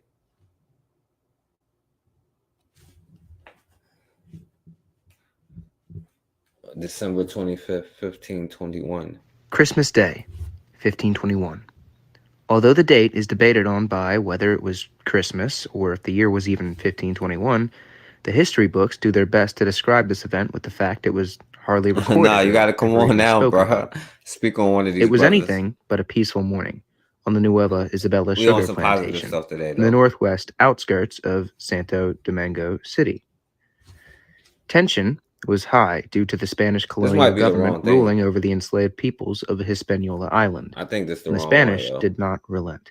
But I'm not. It is never stated what exact time this happened. It's supposed to be a black dude talking. This is definitely the wrong one, and I think it's like 5 minutes. But I don't want to play. I'm not gonna go back. But a revolt was being planned, a big one that participants wouldn't realize would end up being the first recorded slave revolt in the Americas. The enslaved people of Santo Domingo were at their wits' end with the harsh treatment they had been receiving. They wanted more. They wanted freedom, liberation, to be unleashed from the cages of their captors. And the slaves weren't alone. They had united in secrecy with the native Indians of the island, who were also tired. The Negroes had united with the Indians. Now, I talked about this. Now, they also call this the Wolof Rebellion in 1521. And what they don't, it's like a dude named Enrique, or however they say his name in their language, you know what I'm saying? But we would say it Enrique, you know what I'm saying? And he was supposed to be some general. You know what he did? He signed a treaty with the European to stab the Wolof, the black dude, in the back, and was like, we will become slave catchers in 1520. That happened in like 1526. After the 1521 thing, that Black people showed the Indians how to fight. You know what I'm saying? If you look up the story, you know what I'm saying? They call the dude Enrique, or you can look up the Wolof Rebellion. This is what this is, you know what I'm saying? And Black people showed the Indians literally how to fight, and the Indians behind Black people's back stabbed them in the back, right? You know what I'm saying? And we was like, black and brown. And I can't blame them in 1521. Because it sounds like a good idea. Yeah, black and brown. It's just the problem is 502 years later, we would still be like black and brown. Like, oh, they got their babies in cages. And then see what happens to you after that. That's just weird, Who were also tired of the Spanish rule. It was their island. Who could blame them? No source can say how or when exactly this happened, but sometime during the day, fighting occurred on the Nueva Isabella plantation. It was a revolt, and a large one at that. Numbers of casualties were never recorded, but estimates could be made around the hundreds. Many slave and Indians fought for their freedom against the large numbers of slave owners and the powerful brute force of the Spanish colonial government. Fires were started. Buildings were destroyed. Crops were trampled. Not just liberation, but their lives were on the line. Unfortunately, what came next was no closer to liberation than the day before. After many losses, the Spanish No, he's were not able going to to tell you the suppress the truth. revolt and claim victory over the He's enslaved. not going to tell you the truth. He said after what? Many Were days? able to suppress the revolt, was no closer to liberation than the day before.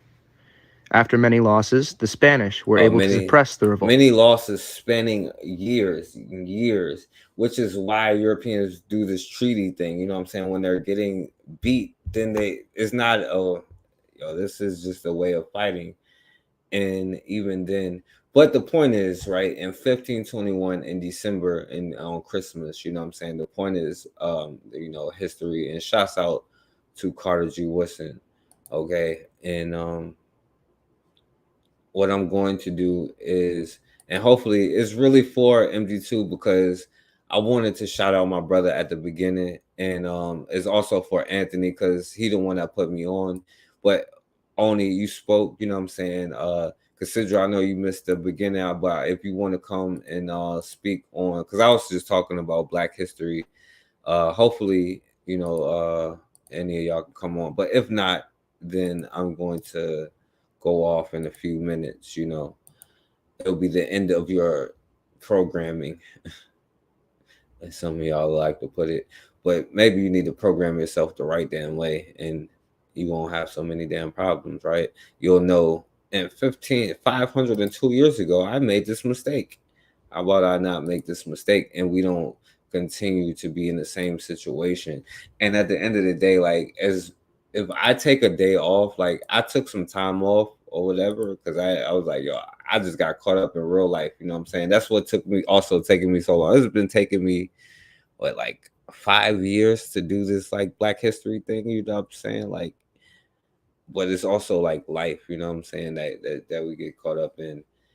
And the problem is, like, when you get caught up in life, you know what happens? Everything. Yo, what's going on, MD2? Hey, peace. Peace there, Brother Forecast. Peace, my brother. Yeah, peace to the chat, everyone. I'm going to make it brief, extremely brief, or at least I'll try. And I'm glad that you're putting this out there because first and foremost, thanks for the tribute to Brother Brandon. Good brother. And I'm gonna tie it into kind of what's happening now. When you said, here it is 502 years later, and I got to thinking about what they called the Christmas Rebellion.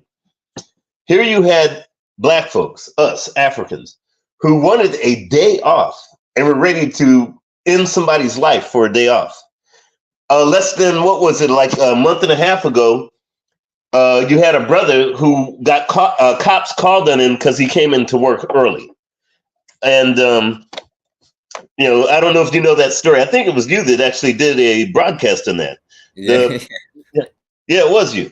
Brother comes into work early and he gets cops called on. So it's definitely a long stretch for, 500 years. One, we have Africans who are like, no, we ain't working. But even if we are working, we want a day off and we're willing to die for it. And now we're willing to die to go ahead and try to make it into work early. It just goes to show you that, Brother Forecast, that literally we as African people, as Black folks, definitely might want to get our priorities straight in terms of how much longer we want to be around. It's not going to change. And neither should it in terms of our relationship with non-Black folks. It's us to determine exactly the levels of that relationship and how we're going to solve the problems. Here's what I mean. As I see things and I see, a lot of folks got a lot of problems. They got things they got to do. The more and more that we entrench ourselves into someone else's society, thinking that we're going to go ahead and get along or find some kind of level of comfort, whether it's, being a celebrity, whether it's being an athlete, whether it's watching Netflix, trying to be a YouTube celebrity or an influencer, whatever it is, our objectives, the more and more we try to entrench ourselves into some kind of normalcy, the more and more we're going to be basically destroying ourselves. You had Africans. When you brought up Carter G. Woodson, and I'm glad when I mentioned it earlier that his information in a ways is hard to find. In a world where others use information against you, and they'll use your story against you.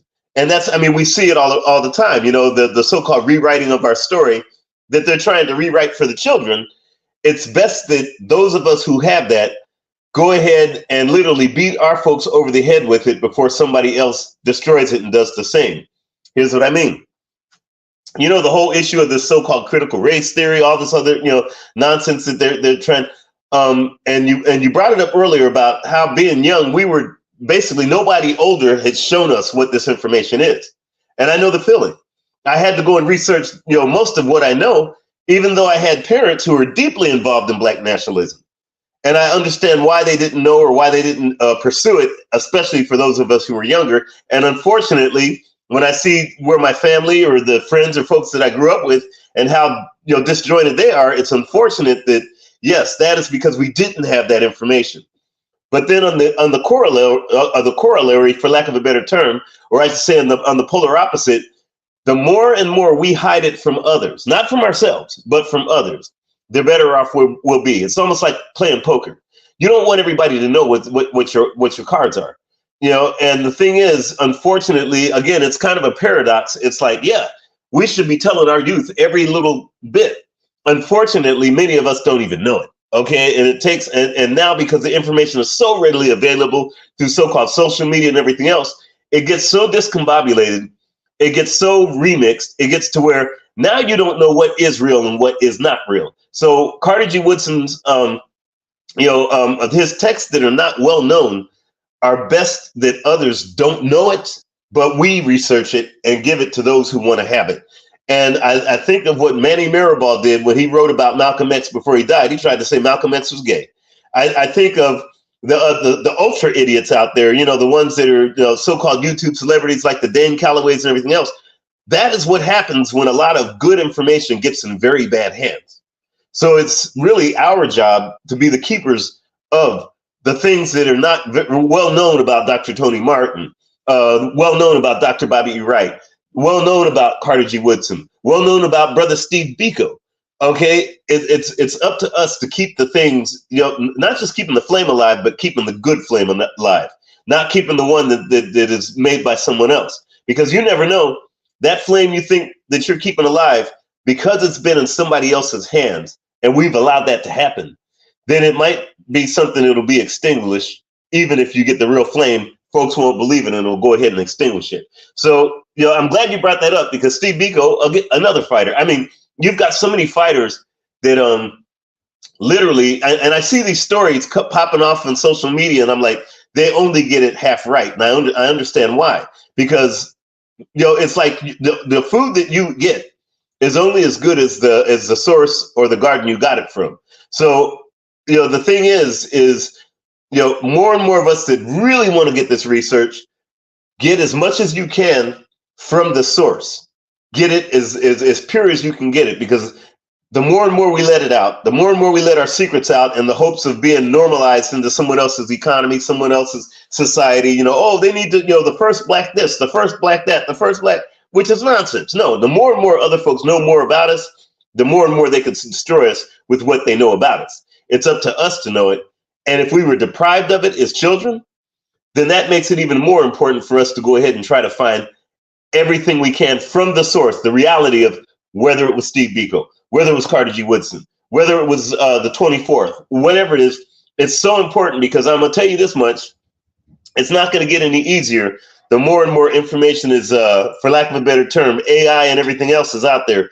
It's only going to get more and more difficult for us to decipher what's real, and what will be real will be hidden from us or wiped off the books altogether. So I wanted to go put that out there for you there, Brother Forecast. And I'll just go ahead and listen to you offline, man. Okay, yeah. And by the way, thank you for coming on here too, MD2. And yeah, definitely I agree with everything that you said. And one thing about it, what's crazy about it is that Carter G. Woodson himself, right?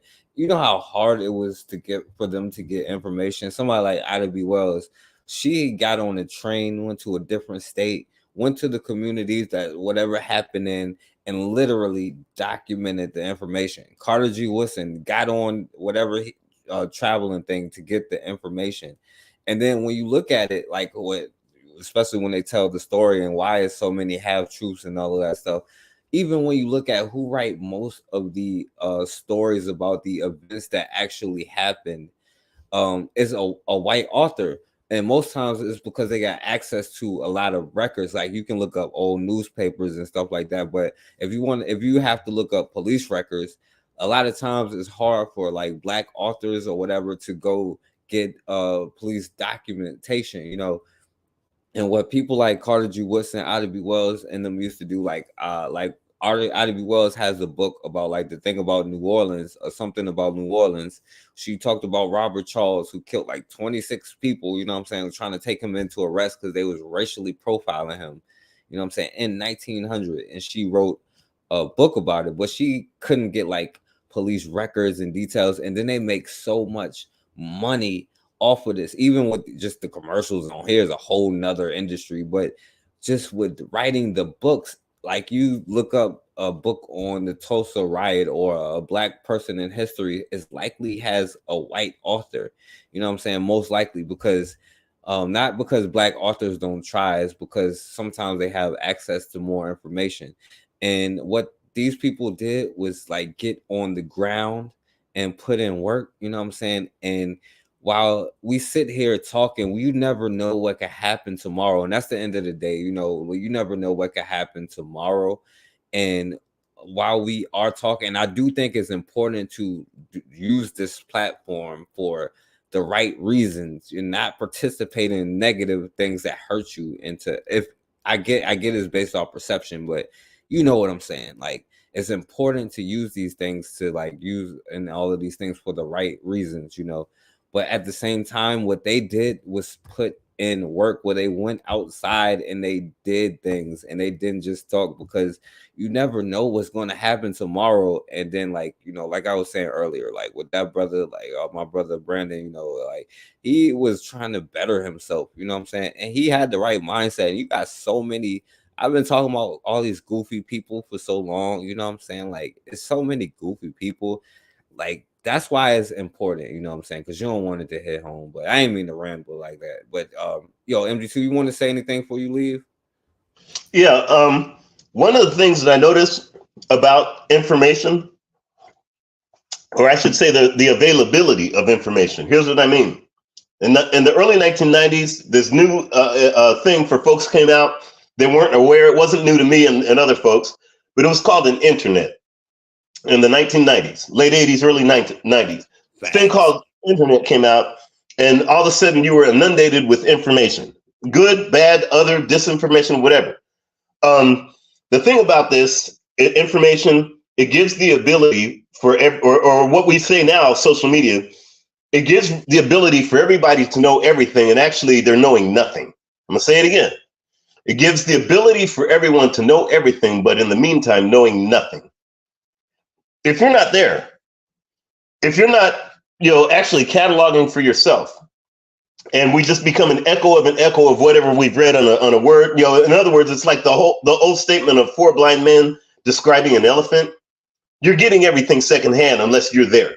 Unless you are physically there doing the archives, you're physically there. I mean, think about it. How many of these individuals, most of them Black nationalists and everyone else, we throw up our fists, talk Black power, this, that, and the other. But how many have left maybe once a month, maybe once a year, to go and really study at the home of the individuals that we like to talk about, whether it's Dr. John Henrik Clarke or Fred Hampton, whether it's Robert F. Williams, or whether it's, you know, Steve Biko? I mean, how many are going to quote unquote Kemet and not just going on a tour so they can say, oh, I've been on this tour and I've studied under? No, I'm talking about living there. How many have been to the places where Olmecs are, and not just for a vacation, or just to say, well, I was there and I studied in this and that, and they've only been there for less time than it takes to go ahead and order Starbucks? I mean, how many have lived there? How many, you know, again, information gives the ability for us to know everything, but actually know not a goddamn thing. The thing is, Brother Forecast, the more and more that we get more and more information, disinformation, misinformation, or good information, the more and more we'll actually know nothing. The thing is we as the Black folks are at war constantly. I mean, we're in a massive war. And when I start thinking about knowing things, when we talk about Ida B. Wells, how many folks went to the place she was born, where her birth home was at, where she went to school? How many have talked to anyone that is even, 18 degrees of separation from proximity of her life or Robert F. Williams. I mean, just to find out, let me know something that I'm not being disinformed about that maybe somebody else does not know. Are there relatives out there that we might talk to? It's just, we're at war as a Black folks, and this war now is an informational war. And that's one of the most critical and the most diabolical and most thorough wars. A physical war, yeah, you can wipe bodies out. But a spiritual war, yeah, you can change religions and whatnot, but the individual's always going to look at their own God. An educational war, yes, after a while, you could go ahead and indoctrinate because that's an educational war. A financial war, yeah, of course. When somebody else owns the mechanisms of finance and economy, yeah, of course, that might be a war, but you can overcome that by going ahead and, even if you have to live in the margins, we just call it the street. But an information war is the most deadly war of all. Because if you're misinformed, those who are informed are always going to win against you. Even if you are informed and you think that you might have it, just the question of the fact that there might be something that is not valid of what you may know, and you might be totally informed. The question of maybe I might not know it. Maybe what I've been fed, even if it's good food, it might not be good. Just the fact in and of itself, you've already defeated everything and then some. So the thing is, Brother Forecast, again, I really appreciate what you got. And just recognize where we're at, know that we're at war. And when it comes to the solution for it, is to make sure that you have something, your talent, your ideas, whatever you're passionate about or whatever, that it has something productive, that in other words, everything is an active battle. Whatever you learn, whatever you do, if you like to mop the kitchen floors, make sure it's an active battle because you are constantly at war with others who know they're at war with you. Unfortunately, I tend to think we don't know that we're at war with them, there, Brother Forecast, or at least most of us. Thanks a lot there, Brother Forecast. Y'all take care. Yeah, definitely, MD2. And what you said is all facts, and that's why I appreciate my brother MD2. And one of the main things you said, the internet has changed the game. Now there's positives and there's negatives. Of course, like they had to go put we still have to do that. We just have the illusion that we don't. That's one of the negatives. But one of the positives is not as hard for us to obtain certain information. But also they could go find the information and know that it is a higher percentage of a chance that is factual information. You know what I'm saying? Especially if they're going to the places themselves, and that's the only way they can know. And it's much easier for me to sit here on a computer. That's why I'm like, this is just not fighting. And although everything that you do should be revolutionary. And this is why, like, instead of sleeping, I'm gonna use this opportunity to be like, I'm gonna put this information out there. I'm gonna just put it out there. What I wish I could go out there and find. You might not even find it, but it's irrelevant, If one person does, then I'm satisfied with that, But this has changed the internet has literally changed the game for better, but also for worse. But the point is to use it for the tool that it is, you know what I'm saying? And if there is some people serious, you should be dialoguing with them and meeting them. I'm glad I met MD2. I'm glad I met Cassidra. I'm glad I met Anthony. Not even in real life. And hopefully it will be one day or soon, you know what I'm saying? But I'm glad I met Black Megas, everybody, that I, have come in contact with, because I've learned things that I never would have knew if it wasn't for y'all. Like even the things that you say, MD2, like about the stock market, I learn about that, but like where else can you find somebody telling you that with the right mindset? You're literally the only person I have seen on the internet who talk about the market, but with not that understanding what the truth for what it is. And that is so important for somebody like me to find that, because it's information that helps me, or consider giving me tips and pointers and showing me how to do certain things. Or all of y'all, I wouldn't know that, and I'll be like, I know that none of this stuff, because even if I cured water crisis or anything like that, it wouldn't be enough until you literally go out there and do the things, and then you will put yourself in a position where you have to literally go out there and do things. But you know what? You know what I'm saying? Like, yo, it is what it is. You're gonna do it or you're not, you know. But you was in the DMV 2 weeks ago. Virginia traffic is like Northern Virginia, but that's because it's DC, and that's not even Virginia traffic. You gonna have to, but yo, if you let me know you in DC, is not that far. It's like I can come meet you up there. You know what I'm saying? But also it got to be well, and not well. You know, I'll come up there just to holler at you. But also, I would like for us to start meeting each other to do something productive, like I said, with the birthday thing, you know what I'm saying? It was a brilliant idea Blue had to, like, yo, everybody in this group, whoever birthday it is, yo, we just put everybody. Imagine if 300 people put $5 in because it's your birthday. You know what I'm saying? It's not like you got to do it every time, but you probably have to do it a certain amount of times. But like, man, it's just so many things. I'm naive and I'm young. That's what y'all have to actually realize about me. I just went on a journey to learn about history, and I think that you shouldn't learn it through a perspective. You should really learn about each event one by one.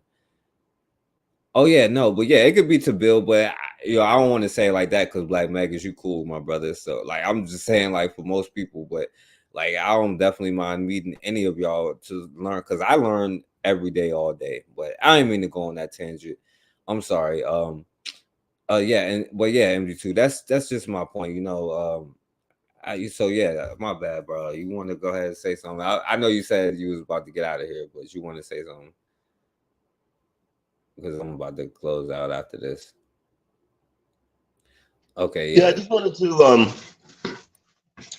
to say, you know, and, you know, because I had to take a walk earlier today, you know, because once I found out what happened to Brother Brandon, I was like, man, you know, if you have that kind of mentality that, you know, regardless of what's out there, that you're going to win, I don't care what happens.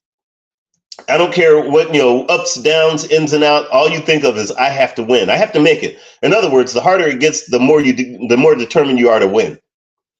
I think of Sam Sharp. I think of Steve Biko, Carter G. Woodson. I think of course, Jean-Jacques Dessalines, Brother Khalid Muhammad. The more and more that we're deprived of any information,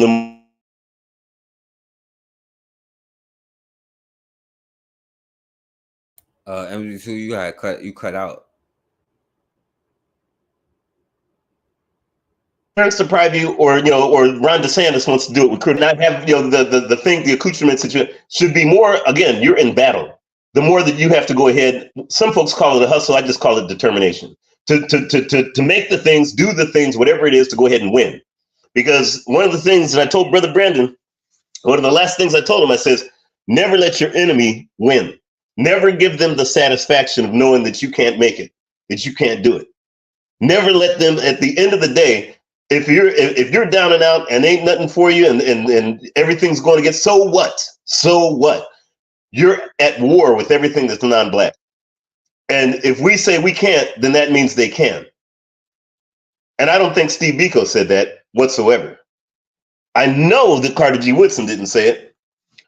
And you best believe that Sam Sharp would never said that.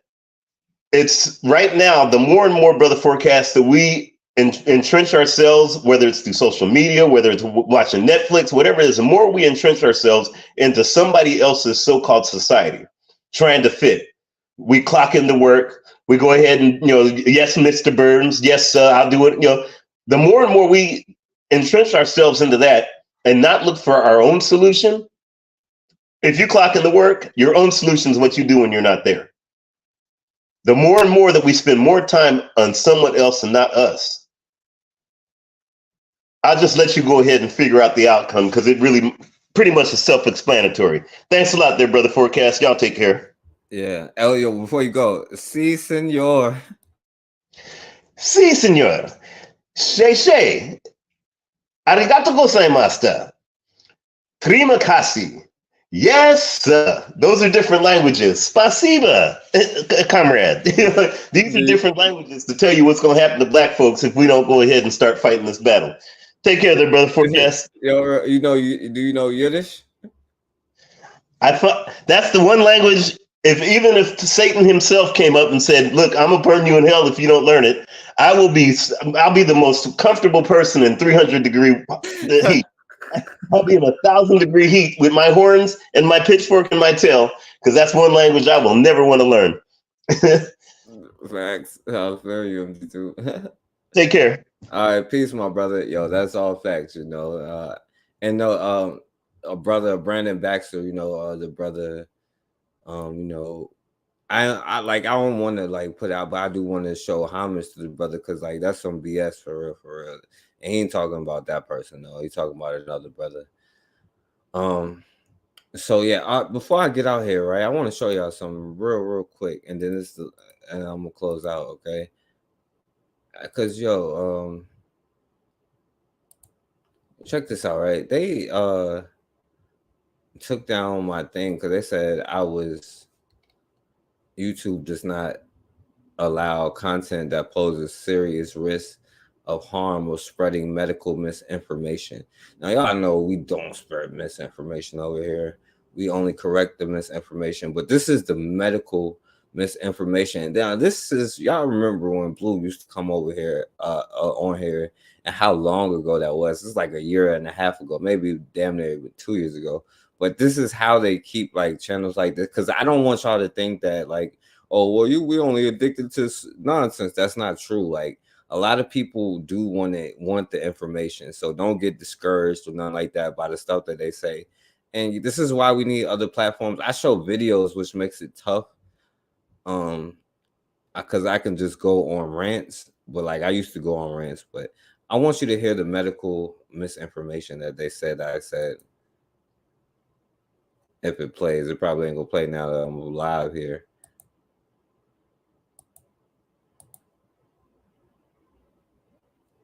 Oh man, so now it ain't gonna play now that I'm live. If not, then I'll just get off here.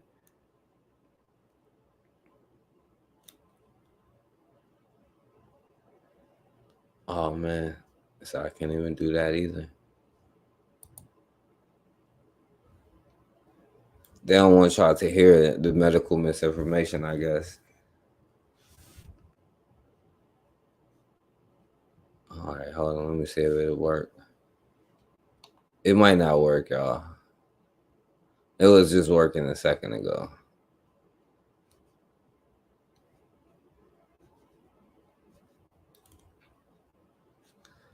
Damn. They trying to play y'all for real. They won't let me do anything. All right, let me see.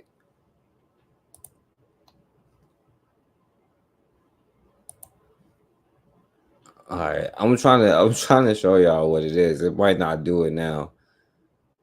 They might have got smart, but I doubt it, because how can they get smart? You know, this is Europeans that we talking about.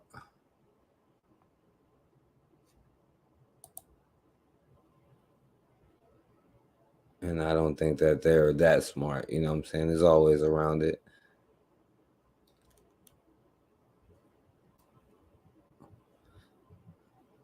Oh, maybe not. I don't know.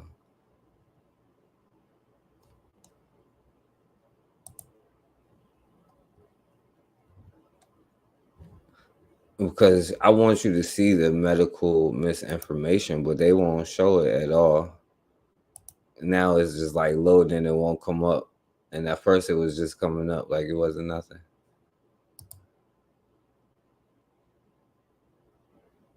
All right, here we go. Here we go. All right, so let me show it. This is the medical misinformation. Hopefully it plays. Really doesn't make sense to me. And I'm not saying don't get it, because again, like I said, think independently. What you feel is right. Now, this was the time of the jabs and stuff. Y'all who just came around, if y'all heard me talk about the jab, maybe I shouldn't stop it. For you and your family. And I'm not cycles on it where you can make it code to different things. So that's how the virus is broken up. So depending on the creation of the lock that it makes, it could either be stronger, the Delta variant, or it could be weaker, variants that we haven't even heard of. But then again, the vaccine you could die from. It just really doesn't make sense to me. And I'm not saying don't get it, because again, like I said, think independently, what you feel is right for you and your family. And I'm not saying get it, I'm just speaking on how I feel that something is just not right. It doesn't settle right with me. And, when you think about your average day-to-day interaction with your family members and your friends, and how you can kind of call out a liar, or a thief when you see one. I'm looking at the It way said that they're 628. operating That's like what it that. said. This part, It the just part I doesn't was just settle with playing. me. You just can't tell me like this is this, but look how you acting. It's a free vaccine that you can get anywhere that they spending billions of dollars on, but it's free. We can't even get free tax. I All right, so I'll stop it there. They took this down, so you can't hear it no more. But it was like 2 years ago, damn near. But or probably 3 years ago at this point. But that's what they do to like keep it whatever. And yeah, like vials of like, my mom needs insulin, and vials of insulin without insurance like $900. So it's not misinformation at all. But anyway, I'm gonna close out with this, right? Because like, and yeah, and shouts out to my brother, man. So Steve Biko lecture turns into this, y'all. All right, yeah. Who are you to tell us? Unresolved matters spilling into the discussion. Chaotic scenes filled the auditorium. It all started as the Northwest University. We only need to see this part. Unresolved matters spilling into the discussion. Chaotic scenes filled the auditorium. So if I ever get to the point where I'm like do as great as like Carter G. Woodson or Steve Biko, when y'all giving lectures about me, this is how I want the lecture to turn into, because this is the real lecture here, y'all. Chaotic scenes filled. So that's the lecture y'all give. You know what I'm saying? If I'll do something great just so y'all can give that lecture right there. You know what I'm saying? I want you to see that. But man, yo, so like I said, man, shouts out to my brother, you know what I'm saying? And like I said, I don't know what's going on with y'all, even individually. But like, to be honest with you, I see when y'all don't be in the chat, or y'all don't be here or whatever. And I notice I don't like to say nothing because, like, I don't know what could be going on. Sometimes I'll be thinking you mad because I may have say something that offended y'all. But like, I pay attention to everything that y'all doing, and you never know like what's going on in people's lives. And like I was trying to say before, the thing I was trying to put together, as naive as it was, it was to like make a group so we can like protect each other, like at least economically. Even I would like for us to make investments so that we can get a return on that, or build something or do something economically. But it was also to like look out for each other within this small group, because you like, oh, it was only a few of us. Well, why don't the few of us get together? But you got to have certain people, and I only see like certain people that was real about it, and shouts out to all of those people. And like I even said, now there's only certain people that I trust. And even with putting my like the thing I'm trying to do out here on here, like I would say if you in Richmond at such and such time, you should come through here, like, because this is what I want to eventually do going to the future. I have to get my stuff together, finish the documentation, because some came to me was like, yo, like just document everything that has happened within this particular thing. It's because I'm living in it, you know what I'm saying, of course, but I want everything, as many things as I can document it. But of course you can never document everything, you know what I'm saying? Like you can only say the things that happened, the laws that was passed, the people that existed, without looking at it from any individual mindset, you know what I'm saying? But anyway, I keep rambling and stuff like that, but I think this stuff is just important. And at the end of the day, it is true that we are all we got. And I don't want to keep like being in the same cycles, you know what I'm saying? Like I'll be honest with you. I blame a lot of I blame why we in these situations, the disorders, the personality disorders in our community, all that stuff on the environment. And I give them the credit that they're due. And everything that I ever try to show is like how we respond to any of that. You know what I'm saying?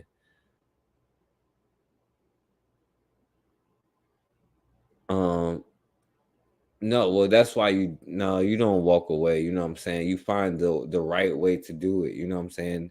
And it's true. You can't ask people for money because like you have to create something. You have to do something. And like being on here, I don't even think like putting in quote unquote community service is gonna change nothing. You know what I'm saying? Like at the end of the day, like until we as a collective accept that there's no other way, then nothing will change. But you can help people. You can help people that look like you. You know what I'm saying? And when you put your money where your mouth is, you work with the people that you know is real, that you don't just give your stuff away. You don't just trust people or whatever. You see the work that they put in, or you work with them. You know what I'm saying? You put your work in together. That's why it's important that you do all the things that you do. You know what I'm saying? That's why I'm like, I don't want to put out the names of anything, like anything that I was doing before, because people don't realize, like, and it doesn't matter what they say, but it's damn if you do, damn if I was to do nothing. You know what I'm saying? People be like, oh, you just sit here and talk and do nothing, you know. But if you was to do something, they will also be like, oh, well, you know, this is a scam. You know what I'm saying? Like you're just trying to scam people. So, and it really doesn't matter though. But if you want freedom or whatever the hell that you want, you have to go do it to make that happen, you know. So, yo, the point is to put your money where your mouth is with the group of people that you do trust, your inner circle, the people that you build around, and you should be able to do that. But it's apparently harder than I thought because I'm still a little naive and I didn't learn my lesson. You know what I'm saying? But I don't know, man, because y'all don't never know what people is going through out here. And like I said, like when y'all not here, sometimes I'd be like, maybe y'all mad, but like at other times I don't know what's going on. You know what I'm saying? And I notice when y'all don't be here, when Anthony don't be in there, MD2 don't be in there. Sometimes y'all might be in the clouds listening, but I don't know, you know. Or like that's why I said to Shanique the other day, I don't know if y'all was like mad or nothing, or because I don't know what be happening. You know what I'm saying? And I don't know, man. So anyway. At the end of the day, we are all we got, you know what I'm saying? And pay attention to the history. And I love the history, but it's more than just the history that we need. We need every damn thing, you know what I'm saying? So shouts out to you. Black people trusting one another is such a dismal level. I tried to give a homeless brother $20 today, and after a heartfelt 20-minute conversation, he still turned it down. It hurt his soul. Yeah, you know, and that's another thing. And that's why it's important to reach the children. I ain't trying to say y'all grown hound pots is, or whatever the plural of hound pots is. I ain't trying to save y'all. It's the children, right? I don't want the same mentality. Like I said, I wish somebody was out there. And I was just looking for research on Carter G. Woodson. I'm like, damn, you need a damn history lesson on Carter G. Woodson. I wanted to put, and I guess I'll put it out there now because if anybody do it, it's fine. You know what I'm saying? I wanted to make a real life movie about or some kind of thing about Madison, Washington. That brother was a hero. You know what I'm saying? Like, it's up to us. And I blame us for all of that. And to what you said, it's this mentality, and I'll stop after this. It's this mentality of, you know, the poor righteous teacher. I say, forget that. You know what I'm saying? I'm the wealthy righteous teacher. You know what I'm saying? Like, forget that poor mentality. It's the wealthy righteous teacher. We don't got to starve, and we not here to starve. You know what I'm saying? That we was given abundance, and we have a heart of abundance, and we give it away. Now we have scarcity, and the fools with scarcity got the abundance, but they still got the hearts of scarcity, and you still got the hearts of damn abundance. You know what I'm saying? Forget that. You know what I'm saying? The wealthy righteous teacher. Y'all should be wealthy, whatever the hell y'all are. You know what I'm saying? But anyway, so shouts out to my brother, man. You never know what gonna happen tomorrow. Shouts out to my brother Black Maggot. Shouts out to Anthony. Thanks for putting me on to the brother Steve. I keep be ready to say his name, Biko. But shouts out to you for putting me on to that, brother. Shouts out to Oni. Shouts out to Considera. Y'all support Considera Realm in the Bush. If you have her on the radio, let me know, my brother, so I can tune in when you do it. Because I still haven't been able to catch the Queen Thais joint. That's why I also have it on things where you can just pull it up when you want to. You know, that's another platform we need to make so we can pull it up when we want to. And so we can have videos and they don't be like, my videos is too much. You know what I'm saying? So shouts out to my brother Bakari, Sagai, to Koku. Shouts out to, of course, shouts out to Raw. Y'all give a shouts out to Raw. She knows the damn answer, you know. Shouts out to Erica. Y'all give a shout out to Erica. Y'all give a shout out to Matron. Definitely shouts out to them. You know what I'm saying? I hope Matron can come back. Hopefully Matron will come back soon, y'all. So we can, I don't know, because maybe I would know if she was reading the books, you know what I'm saying? So, okay, waiting for her. The day will be the 3rd or the 10th or the 17th. Got you. You know what I'm saying? Just let me know when y'all go on there, because I definitely want to hear it, you know. Because Considera don't be playing. She dead serious. And y'all support Realm in the Bush. Y'all support Queen Thais and her movement, Liberated Minds, and brother Anthony. That's why I wish Anthony would have came on here. He know everything that I be saying, but he know more than me. And a lot of y'all is geniuses. But anyway, y'all, let me get up out of here. Yeah, you always exactly, Rob. But unfortunately, a lot of us don't know the answer. We still welcome in the paleface, and 502 years later, and you still talking about some damn black and brown. I'm gonna let Amos Wilson have the last words, y'all. That is still too much with us today. And ultimately, we ask the question that's closest to home for a lot of people. When we claim that we've escaped slavery, and the slavery was something back there, which has nothing to do with us today.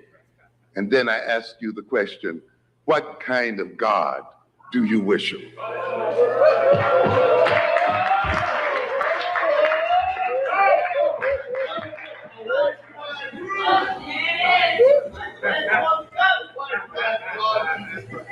What's the name of it? Who taught you to praise him? Was this the God you were praying to before you were brought to these shores? Was this the religion you had before you were brought to these shores? Can you name one African God? How can you then, who define yourself, the very essence of yourself and the very essence of your soul, and organize the very nature of your life here on earth, based on a God handed to us by our slave masters, claim that you have no slave consciousness and are not related to slavery? All right. In other words, then, ladies and gentlemen, we are not Africans. All right. We are possessed by spirits and demons.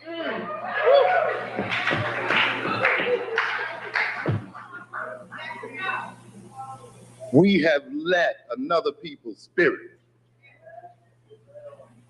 take possession of our bodies and take possession of our minds. When we speak, it is not with our African voice. It is with the voice of that demonic presence that uses our lips to speak its own language. Yes. Yes, and we have to recognize this. We are possessed. And if we are to transform ourselves and to transform that the nature of our relationship with those who are our masters, we must engage in an exorcism and clear the devils out of our minds.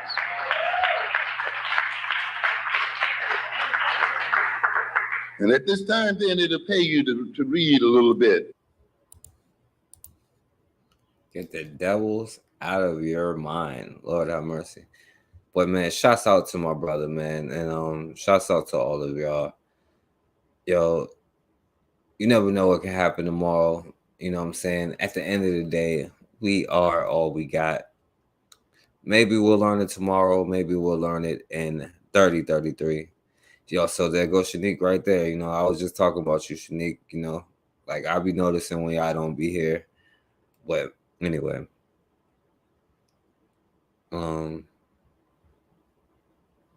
Yeah, so yeah, head over to listen to 9 Hour New Black compilation. Yeah, it's something to listen to while you working or whatever you're doing. Yeah. So yeah, shouts out to Shanique too in the building. You know, I be noticing when y'all don't be here, Everett and Shanique and all of y'all. You know what I'm saying? And Raw was the only one because they be like, "Yo, I showed my grandma on here," and Raw was the only one in the chat. You know what I'm saying? But anyway, shouts out to all of y'all. And as always, man, we have got to start standing for something, or we're gonna keep falling for anything.